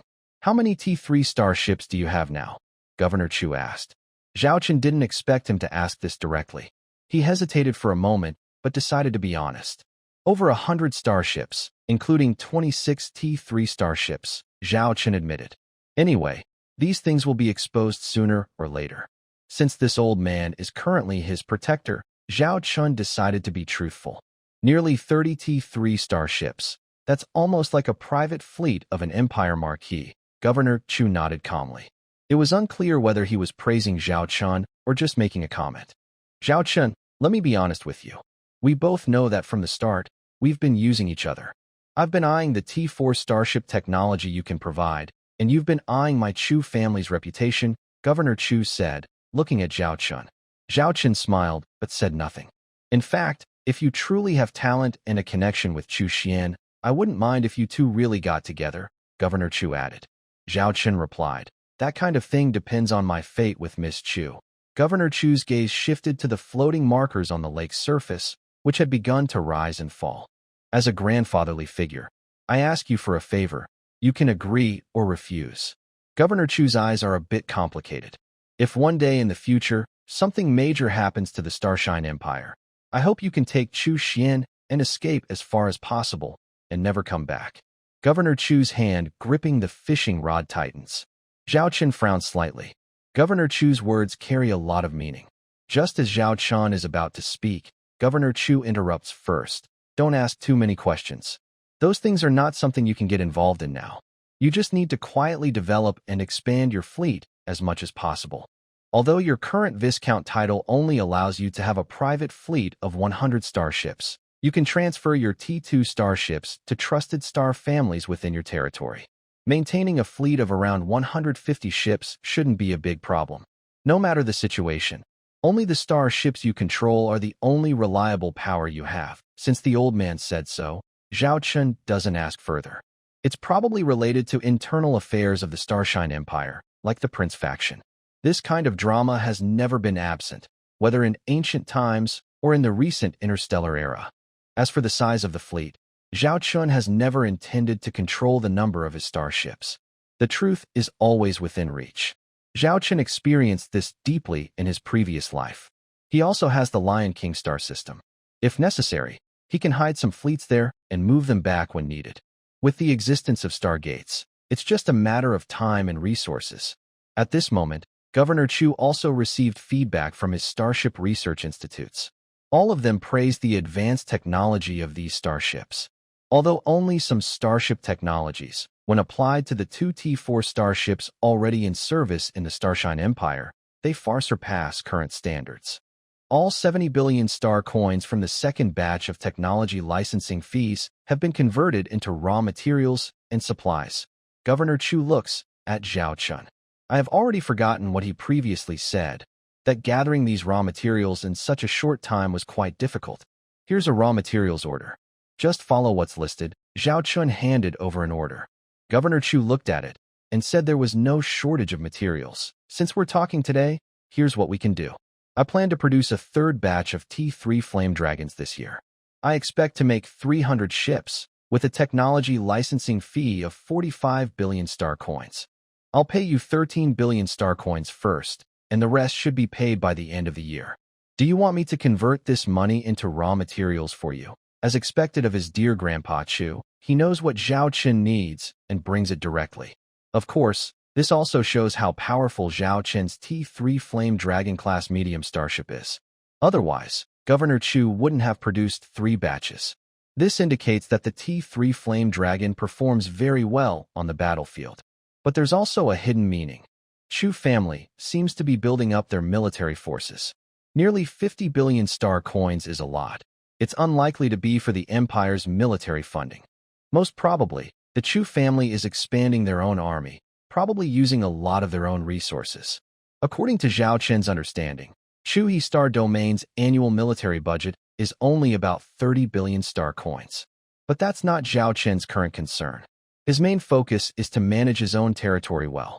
Okay, just follow the raw material ratio we discussed. Prepare a total of 20 billion resources and raw materials for me, Zhao Chen said. Governor Chu nodded. I will deliver the first batch within half a month, and all will be transported to your Xianglong star system within 3 months. It's a pity your star system doesn't have a star gate. Otherwise, the speed could be faster. Zhao Chen pretended to look helpless. Right now, you are a Viscount. If you have a chance to be promoted to Earl, I can find a way to give you a star system with a star gate or one that already has one. The Xianglong star system isn't in great shape. Governor Chu muttered about this. Zhao Chen's eyes lit up. Although he didn't mind the poverty of the Xianglong star system, having another star system under the Star Glory Empire's control would be the best. At that time, I will have a star gate openly in that galaxy and secretly build a T3 Bright Moon-class stargate. This will greatly improve work efficiency. Thank you, Governor, Zhao Chen said. Governor Chu had nothing else to say, and the meeting with Zhao Chen ended here. This meeting not only earned Zhao Chen 20 billion star coins worth of raw materials, but also made him feel the tense atmosphere of the Starshine Empire, as if a storm was brewing. Zhao Chen told Lilith about the upcoming delivery of 20 billion star coins worth of raw materials from Governor Chu. He then left the T3 Phoenix-class heavy carrier starship and went to the T3 Blizzard No. 1 ship. Commander, Charlotte stood straight and saluted Zhao Chen. The female soldiers on the bridge also looked a bit excited. This was once Zhao Chen's flagship, but since the T3 Phoenix was put into service, Zhao Chen hadn't appeared for several months. This time, I want to use your flagship to visit the main planet of the Dragon Star, Zhao Chen said. Because the T3 Phoenix ship is still under confidentiality, Zhao Chen used the older flagship, the T3 Blizzard No. 1, for this trip to the Dragon Star. Yes, Charlotte nodded immediately and gave the navigation orders. They headed to the Dragon Star. Commander, please, Charlotte pointed to the captain's chair. You're the captain.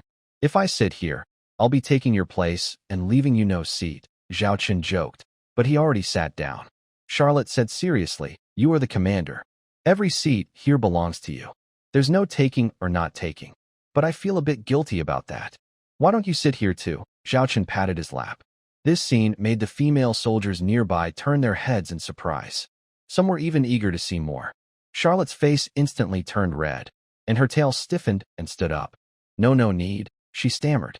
But in the next second, Zhao Chen, sitting in the captain's chair, suddenly appeared behind Charlotte.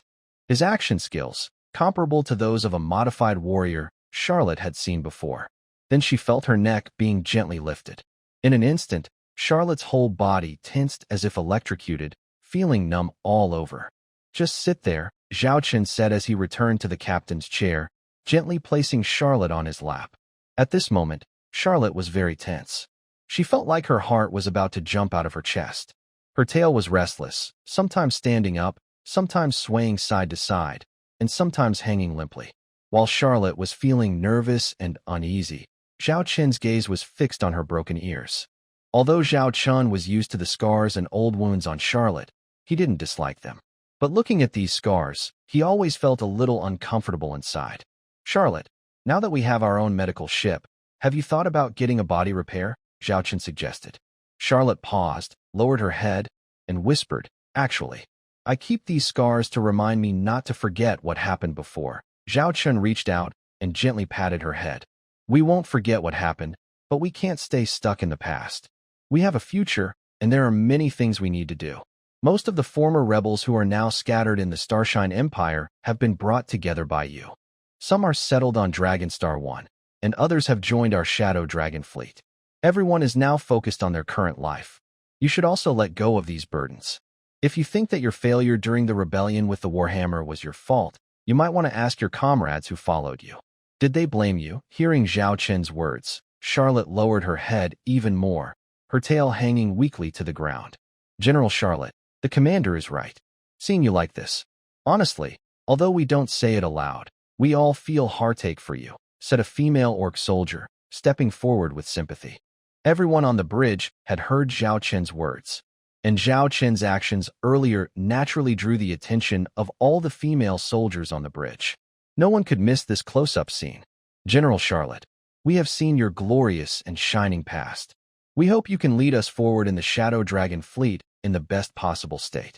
Only we should enjoy a good life, while you, General, remain trapped in past pain. The commander is right. We have never blamed you for losing to the rebel army before. Hearing these words from the half-orc female soldiers around her, Charlotte's eyes were complex, filled with many feelings. Zhao Qin raised his hand, gently patting Charlotte's head. He spoke softly, Captain Charlotte, I have an order for you. Later, when I go to the main star of the Xiaolong fleet, I need you to go to the T3 Andromeda-class medical ship for full-body repair treatment. All expenses will be covered by the Xiaolong fleet. If you refuse, I will personally take you there myself. Charlotte bit her lip lightly, but finally nodded. Soon after, the T3 Blizzard No. 1 ship arrived at the main star of Xiaolong. To create some atmosphere and set the tone, the ship slowly entered the star's atmosphere, accompanied by 10 black rhinoceros ships. When this fleet appeared over the Zhao family estate on the main star, everyone in the Zhao family gathered urgently. They had just learned that their lord, who hadn't returned for over a year, had arrived. A dark mass of Zhao family members gathered outside the specially built docking area for shuttles. They looked up at the fleet above. Although there were only 11 starships, they dared not underestimate them. The T3 Blizzard was known as a legendary starship. The legendary starship's hangar opened, and a shuttle emerged. At the same time, 15 T2 Black Knight mechs were deployed. They landed around the Zhao estate first. Black Knight Team 1 has reached the designated position. Black Knight Team 2. The 15 Black Knights stood like guards, welcoming the arrival of the monarch. The shuttle slowly landed in the center of the square, and the hatch opened. First appeared a team of female command guards, all female soldiers. They held laser rifles, wore portable single-soldier armor, and carried energy shields. When necessary, they could protect the commander. Anyone who approaches within 5 meters without permission will be stopped. The squad leader shouted sternly. The Zhao family members quickly stepped back beyond 5 meters. Once, the Shadow Dragon fleet was involved in a fierce battle at the Zhao family estate, where they defeated many nobles in the Shadow Dragon star system. Those memories are still vivid. At this moment, a figure stepped out of a shuttle. He was dressed in the uniform of the Shadow Dragon fleet, wearing a sharp military coat. Zhao Qin looked around. The Zhao family members he saw lowered their heads nervously under his gaze. Unlike a year ago, Zhao Qin, who should now be called Viscount Zhao, gave off the feeling of a mighty dragon resting on a mountaintop. His presence was much calmer, yet more commanding than before. He exuded natural authority without needing to show anger. Just a single look from him made others feel like they were under a huge mountain. Gang Hong, acting lord of the Shadow Dragon star system, greets the Viscount, said Gang Hong, kneeling with respect. His attitude was very different from a year ago. Zhao family members, I am here to visit the lord, they said one after another, kneeling in turn. Everyone get up. I'm just here to visit home. No need for such a big show, Zhao Qin said. With his command, the square suddenly felt much emptier. Go and visit my second grandmother first, Zhao Qin said, walking forward confidently. Gang Hong and the others followed closely behind. They arrived at a quiet, old courtyard behind the Zhao estate. Everyone stay outside. Zhao Qin stopped at the gate and left a message before entering alone. The courtyard was simple and old-fashioned, with pillars and a few small animals wandering around. His second grandmother was lying in a rocking chair, eyes closed as if she were sleeping. A maid was nervously massaging her shoulders. When the maid saw Zhao Qin, she was so surprised she froze in place.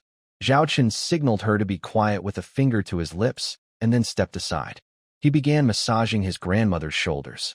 It was hard for Zhao Qin's enemies to believe that the man who could make them vanish in an instant was now so calm and gentle, like an ordinary young relative. You must be tired outside, his grandmother said, placing her hand on Zhao Qin's.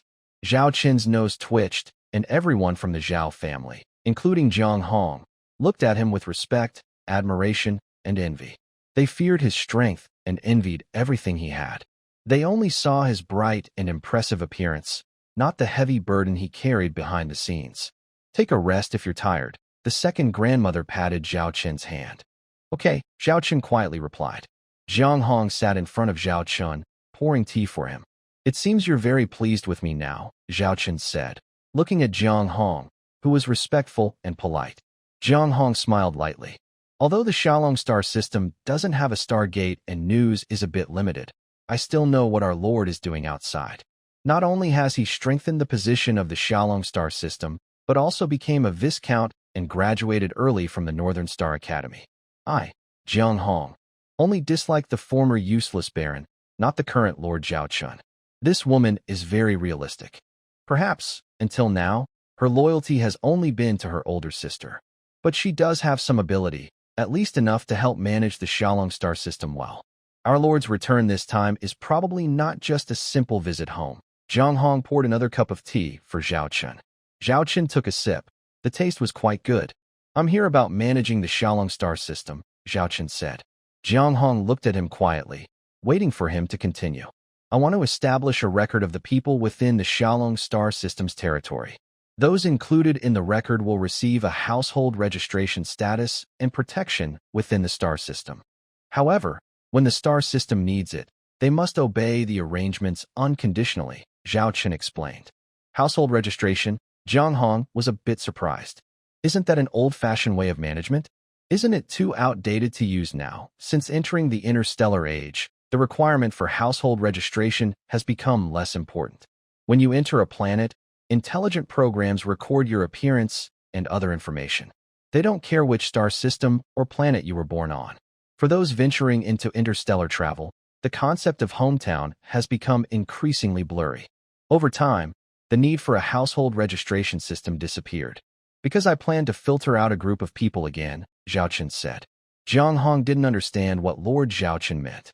At this moment, Zhao Qin projected a digital document in front of Jiang Hong. 1 month after the household registration policy was announced, this is the second law I will introduce.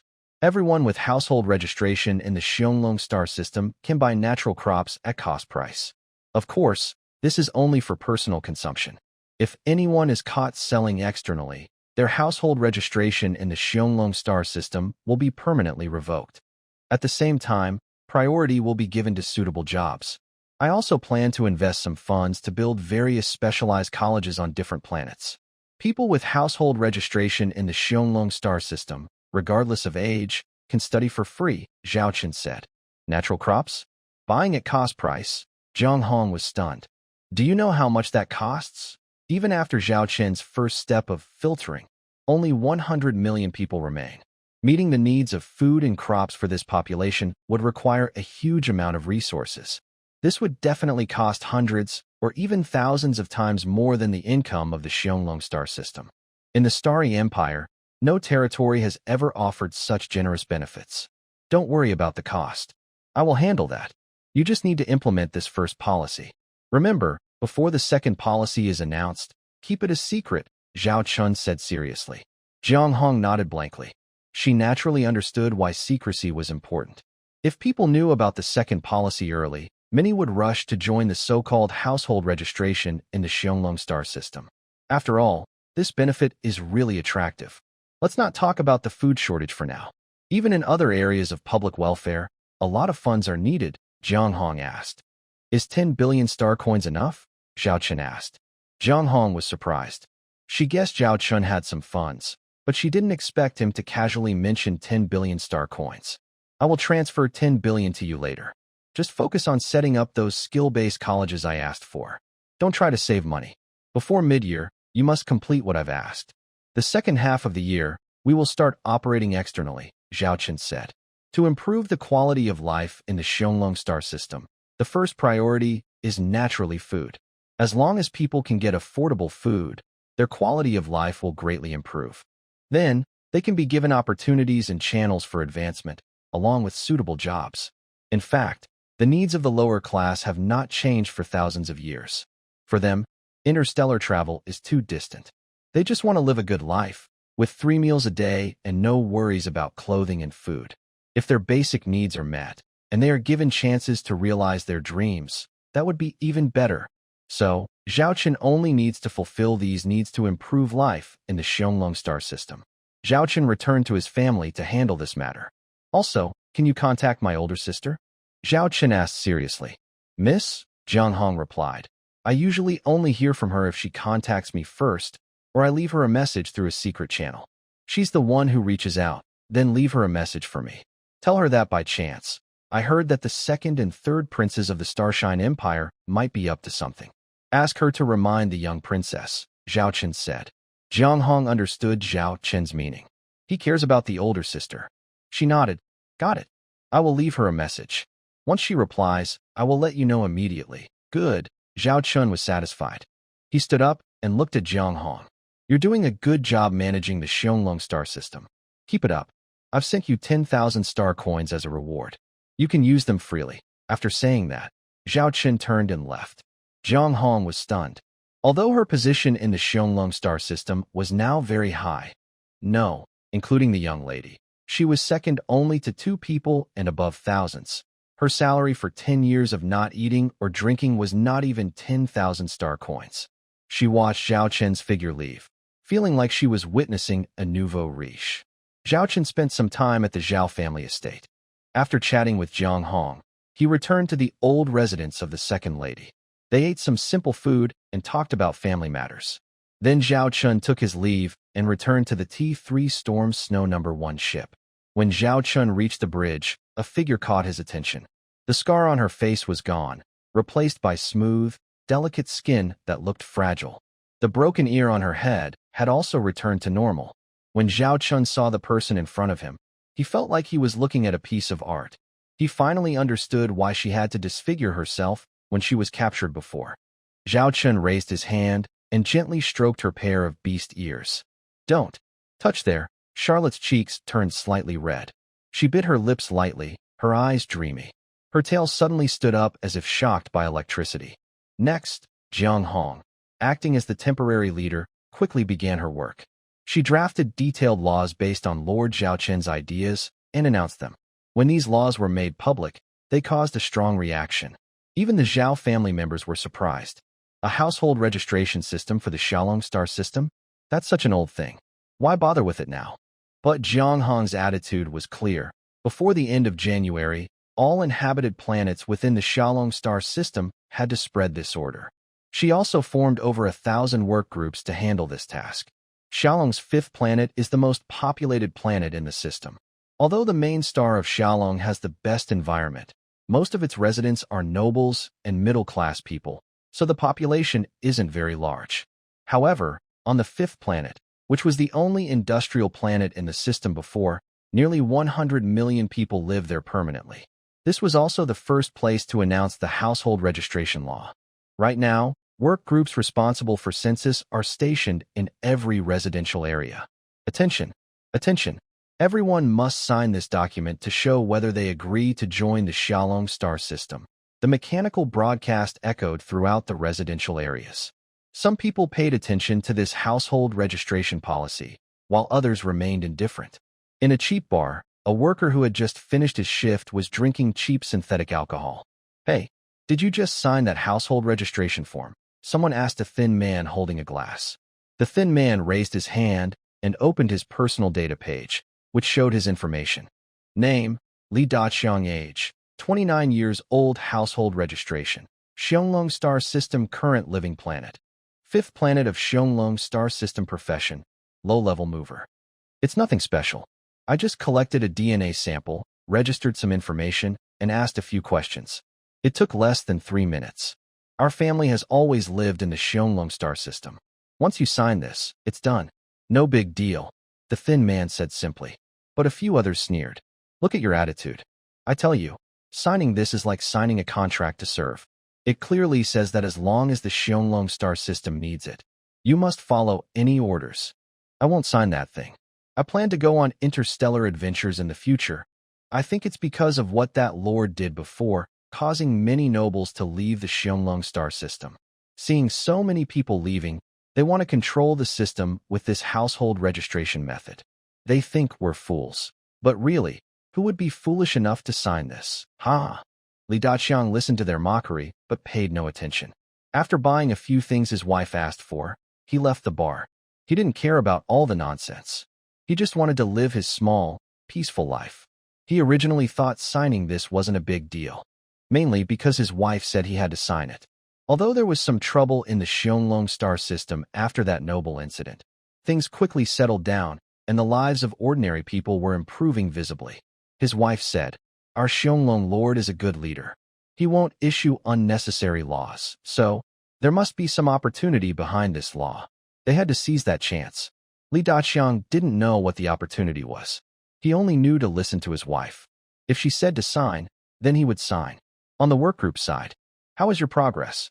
We need to complete the registration of this residential area within 3 days. The team leader raised his hand, and a list of registration information appeared before him. We have mostly completed registration in Zone 1. In Zone 3, many of the residents are elderly. It's hard for them to move, so they can't come to the site. Hearing his subordinate's words, the team leader frowned and scolded. "Did you forget how I instructed you before? For the elderly who can't come, you must go door to door to register. Anyone on this land must be registered. This is an order. I'm just surprised. Why is the Lord doing this household registration? It's just a simple matter, but we're all running around for it." Someone complained. "Have you signed the household registration? My father-in-law plans to work in another star system, so I can't stay here long. That's why I won't sign this silly thing. I don't want to sign either, but my father said I should. Since we live in the Xiongling star system, I should be honest. So, I signed it." The team leader listened to his subordinates' discussions, but didn't pay much attention. Actually, even he didn't understand why the Lord issued such a strange order. But since they worked for the Lord and received their pay, they accepted this hard work. The household registration policy in the Xiongling star system was in full swing. Meanwhile, the construction of interstellar warships by the Xiongling fleet was also ongoing. Time quickly passed, and it was almost late January. Zhao Chun was feeling a bit hopeful. How many people would willingly join the household registration in Xiongling? The household registration was just the first step. The real attraction was the benefits and perks later on. That would make the entire Xiongling star system excited. You mean, after your parents' demon clan fled to the Galactic Alliance, they found a hidden star system to live in. They chose to hide their identities and live peacefully. But you longed for the outside world, so you ran out, Zhao Chun said, looking at Qitong. The two were eating snacks and talking about Qitong's family. Qitong nodded. The main reason was the incident when my younger brother was kidnapped and killed by traitors. I was very angry and wanted revenge, but my parents chose to endure it, believing that revenge would only bring disaster to our people. I disagreed with them and ran away on my own. This event has been ongoing for nearly 10 years. 10 years? You haven't gone back during that time? Zhao Chun was surprised. He didn't expect Qitong to still be a young woman with a runaway from home story. I went back quietly once or twice and secretly sent some supplies back. Actually, our demon race has a longer lifespan, averaging about 200 years. So, 10 years might not seem that long to us, compared to what you humans imagine, Qitong explained. Now that you've avenged your revenge, aren't you thinking of making peace with your parents? Zhao Chun asked. Qitong smiled and said, "Honestly, I have already made peace with my parents in my heart. I understand their reasons from the perspective of our clan's interests. But I don't want to go back to that place because I now have my own world. I have my wings.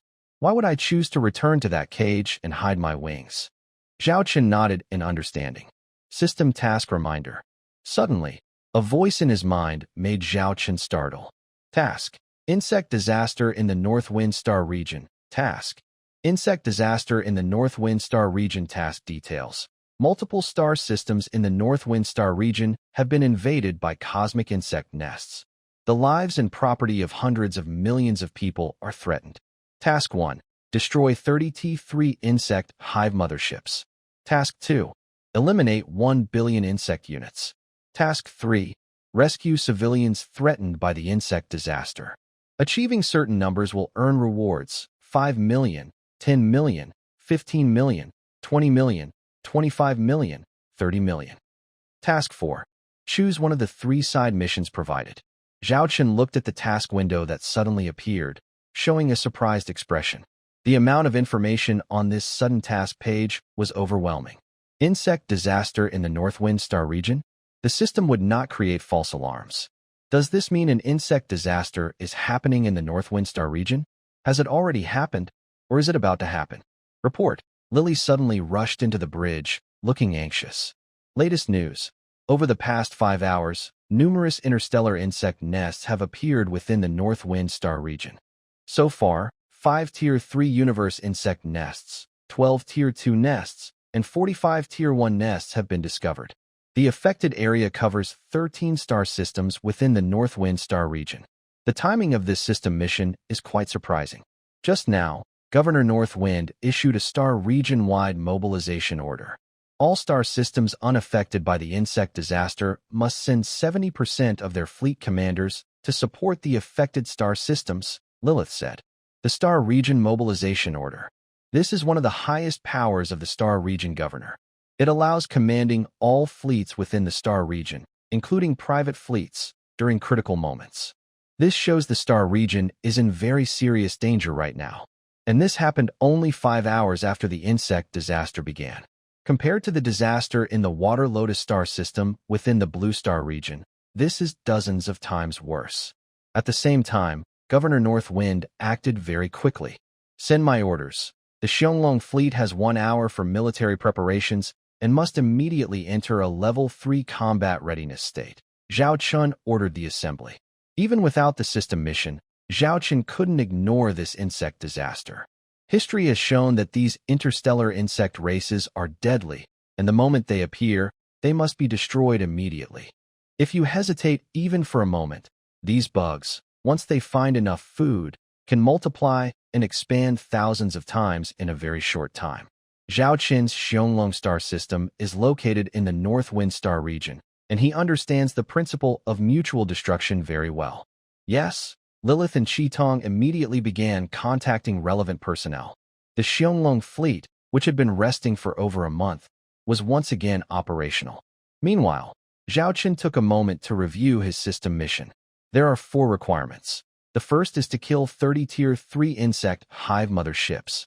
This isn't very difficult.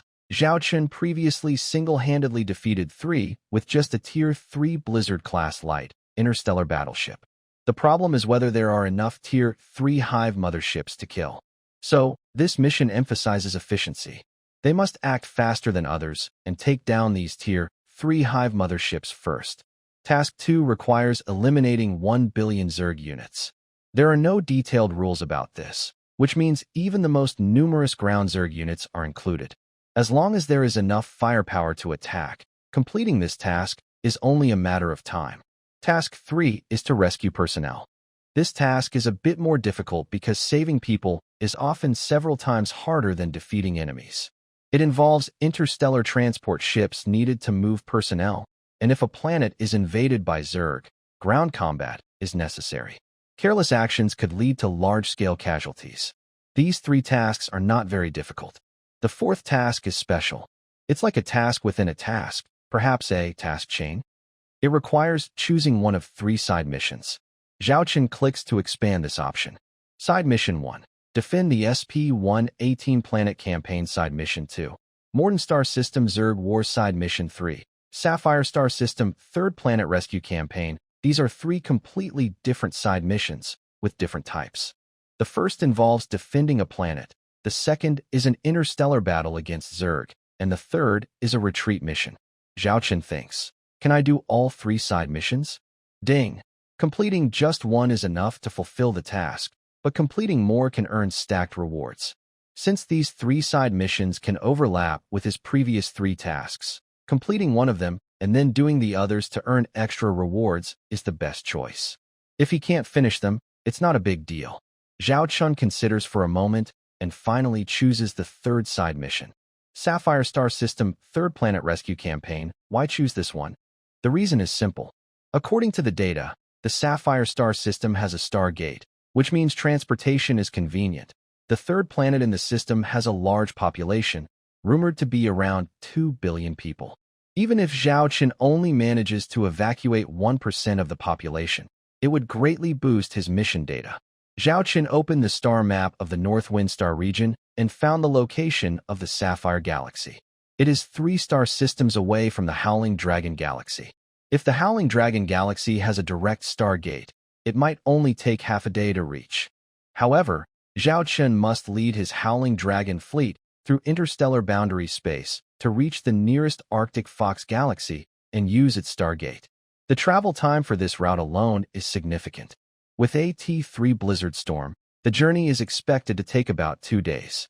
If using other T2-level Howling Dragon interstellar warships, it could take around 5 days. Fortunately, the operation in the North Wind Star region is quick. Although the interstellar insect swarm is fierce, it's unlikely to cause major problems in a short time.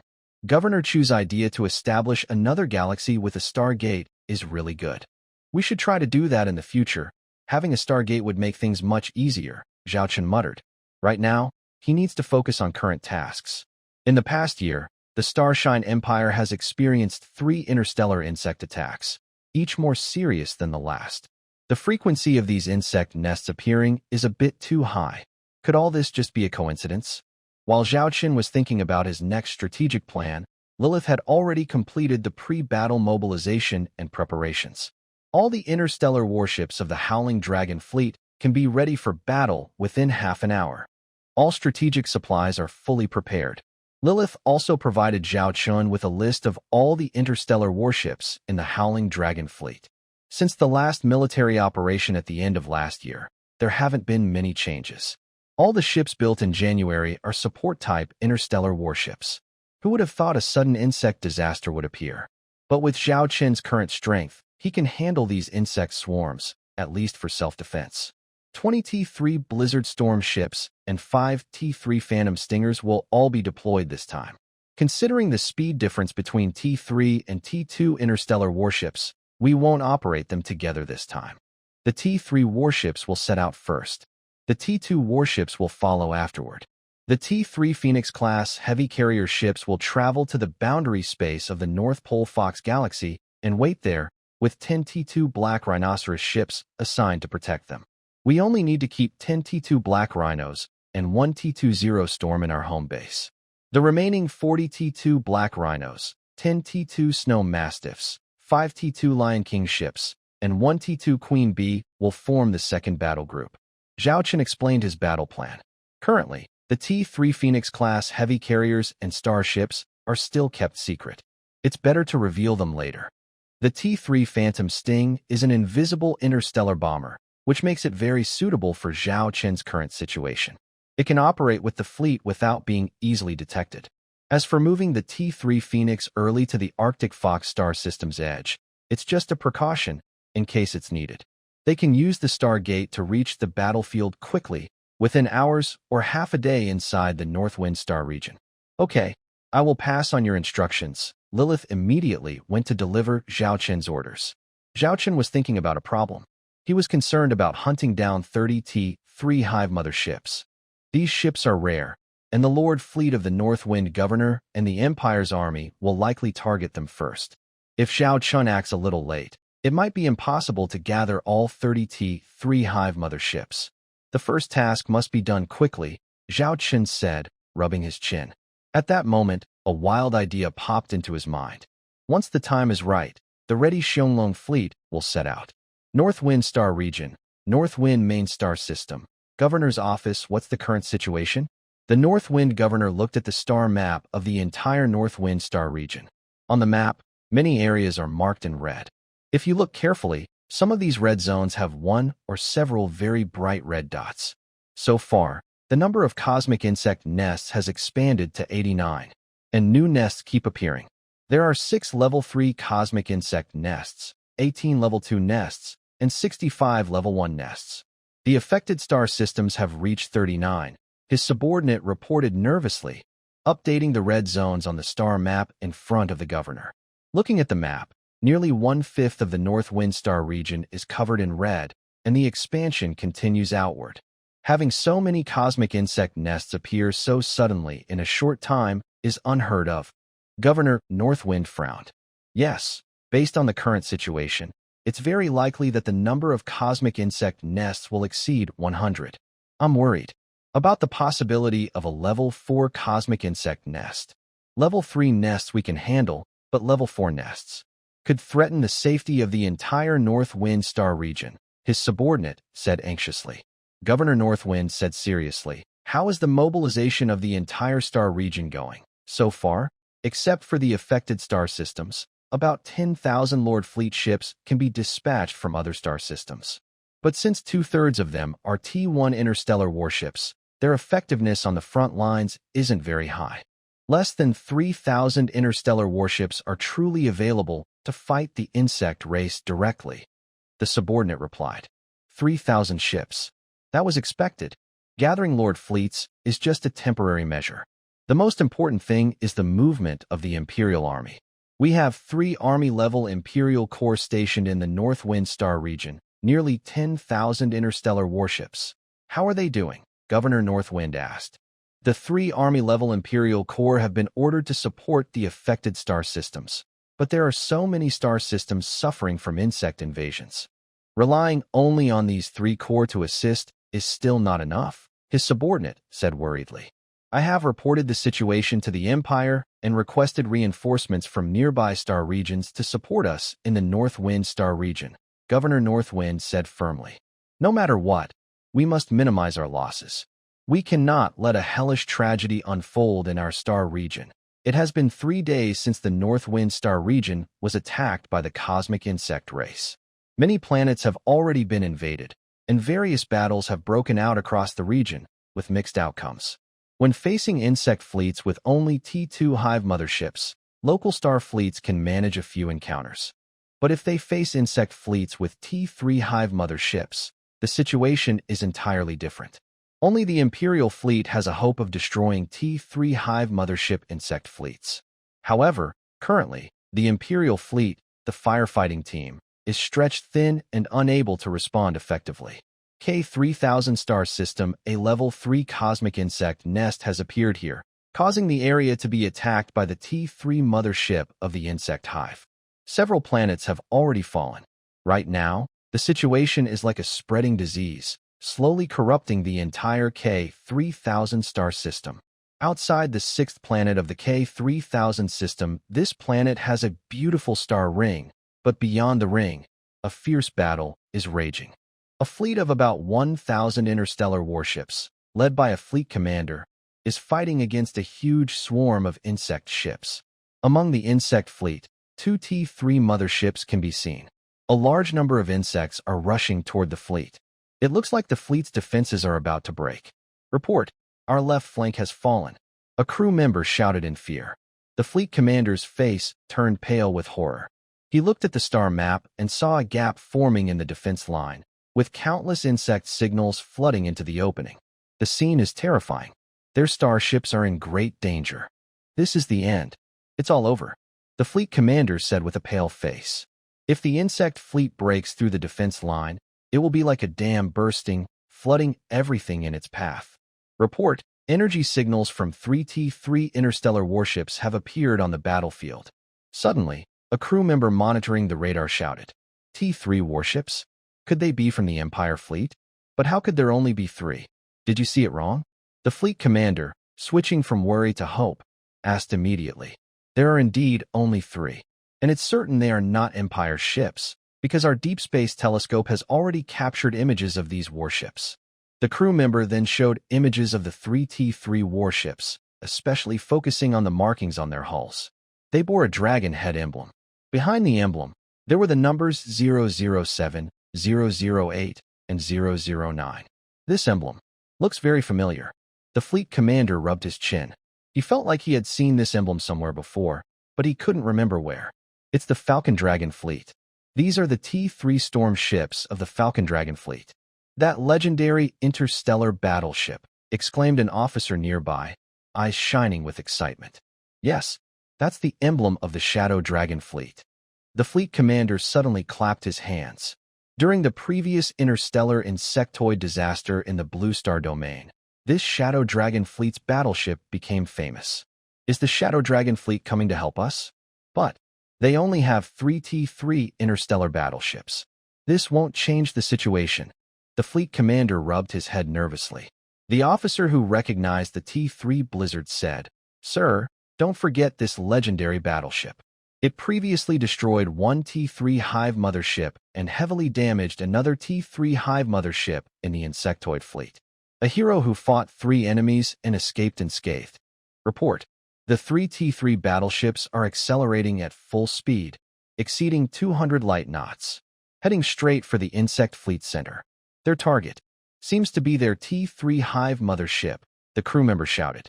The fleet commander immediately looked at the star map, and sure enough, the 3 T-3 Blizzards formed a triangle formation, rushing forward at full speed. If they don't change course, they will collide with a T-3 Hive mothership. What are they trying to do? The fleet commander swallowed nervously. Then, an astonishing scene unfolded. The 3 T-3 Blizzards deployed star shields, and their close-range guns, secondary guns, and main cannons all fired at once.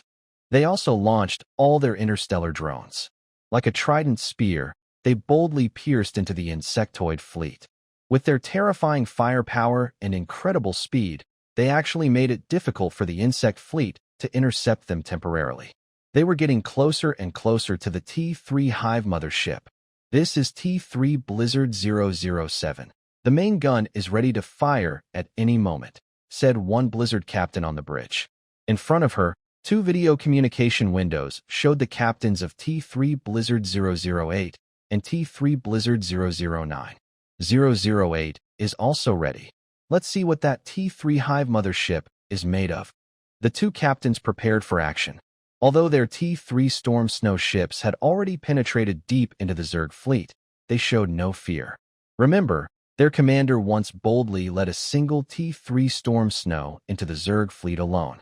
Now, they have 3 T-3 Storm Snow ships. Soon, they reached the firing range of the target's bow cannons. Almost simultaneously, all 3 captains ordered their ships to open fire. The 3 T-3 Storm Snow ships fired blue cluster lasers from their bows at the same time. These 3 beams destroyed all the bugs in front of them, turning them to ash. In an instant, the 3 blue laser beams reached the T-3 Hive mothership. The Hive mothership opened its abyssal maw and fired a bioelectric plasma cannon. But it was outnumbered 3-1. The bioelectric plasma was torn apart by the 3 blue laser beams, and then heavily struck the biological armor of the Hive mothership. Before long, the bio-armor of the T-3 Hive mothership was pierced through by the 3 cluster lasers. Report: target destroyed. The crew on all 3 T-3 Storm Snow ships reported this from their bridges. But the battle was not over. There was still another T-3 Hive mothership. The 3 T-3 Storm Snow ships adjusted their course slightly, heading toward the next target, another T-3 Hive mothership. Could they be trying to destroy 2 T-3 Hive motherships at once?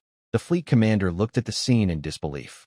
However, regardless of this, the appearance of these 3 T-3 Storm Snow ships gave their collapsing defenses a new hope. Many bugs began to retreat, protecting and supporting their mothership. This also gave them a chance to reorganize their defenses. Soon, the 3 T-3 Storm Snow ships demonstrated their resolve. This time, the engagement distance between the 3 T-3 Storm Snow ships and the second T-3 Hive mothership was even closer. The bioelectric plasma cannon of the T-3 Hive mothership fired first, but the frontmost T-3 Storm Snow 007 used its star shield to block the attack. At the same time, it continued to advance without hesitation. Warning: star shield energy is decreasing, remaining 60%, 57%, 54%. The captain of the T-3 Blizzard number 007 ship remained calm. She sat quietly in her command chair, staring at some data. It was the best range for the Blizzard interstellar missile. Because the main gun at the front was still cooling down, they didn't have time to wait. So this time, they used a new method. Report: the second T-3 Nest mothership is within the optimal firing range. The crew member responsible for the Blizzard interstellar missile module reported. Fire 50 T-3 Blizzard missiles. The captain ordered decisively. 3 T-3 Blizzard missiles were launched almost at the same time, creating a saturation attack. Each missile streaked toward the target with a fiery tail. Soon, most of the T-3 Nest mothership was covered by the explosions of the missiles. On the ship's radar, The energy signal of the T3 Nest mothership disappeared. After the explosions, only a huge, battered wreck remained. They actually did it. The Joint Fleet commander was very excited. In less than 3 minutes, as if a divine being had descended, they had destroyed 2 T3 Nest motherships in a row. This gave them hope.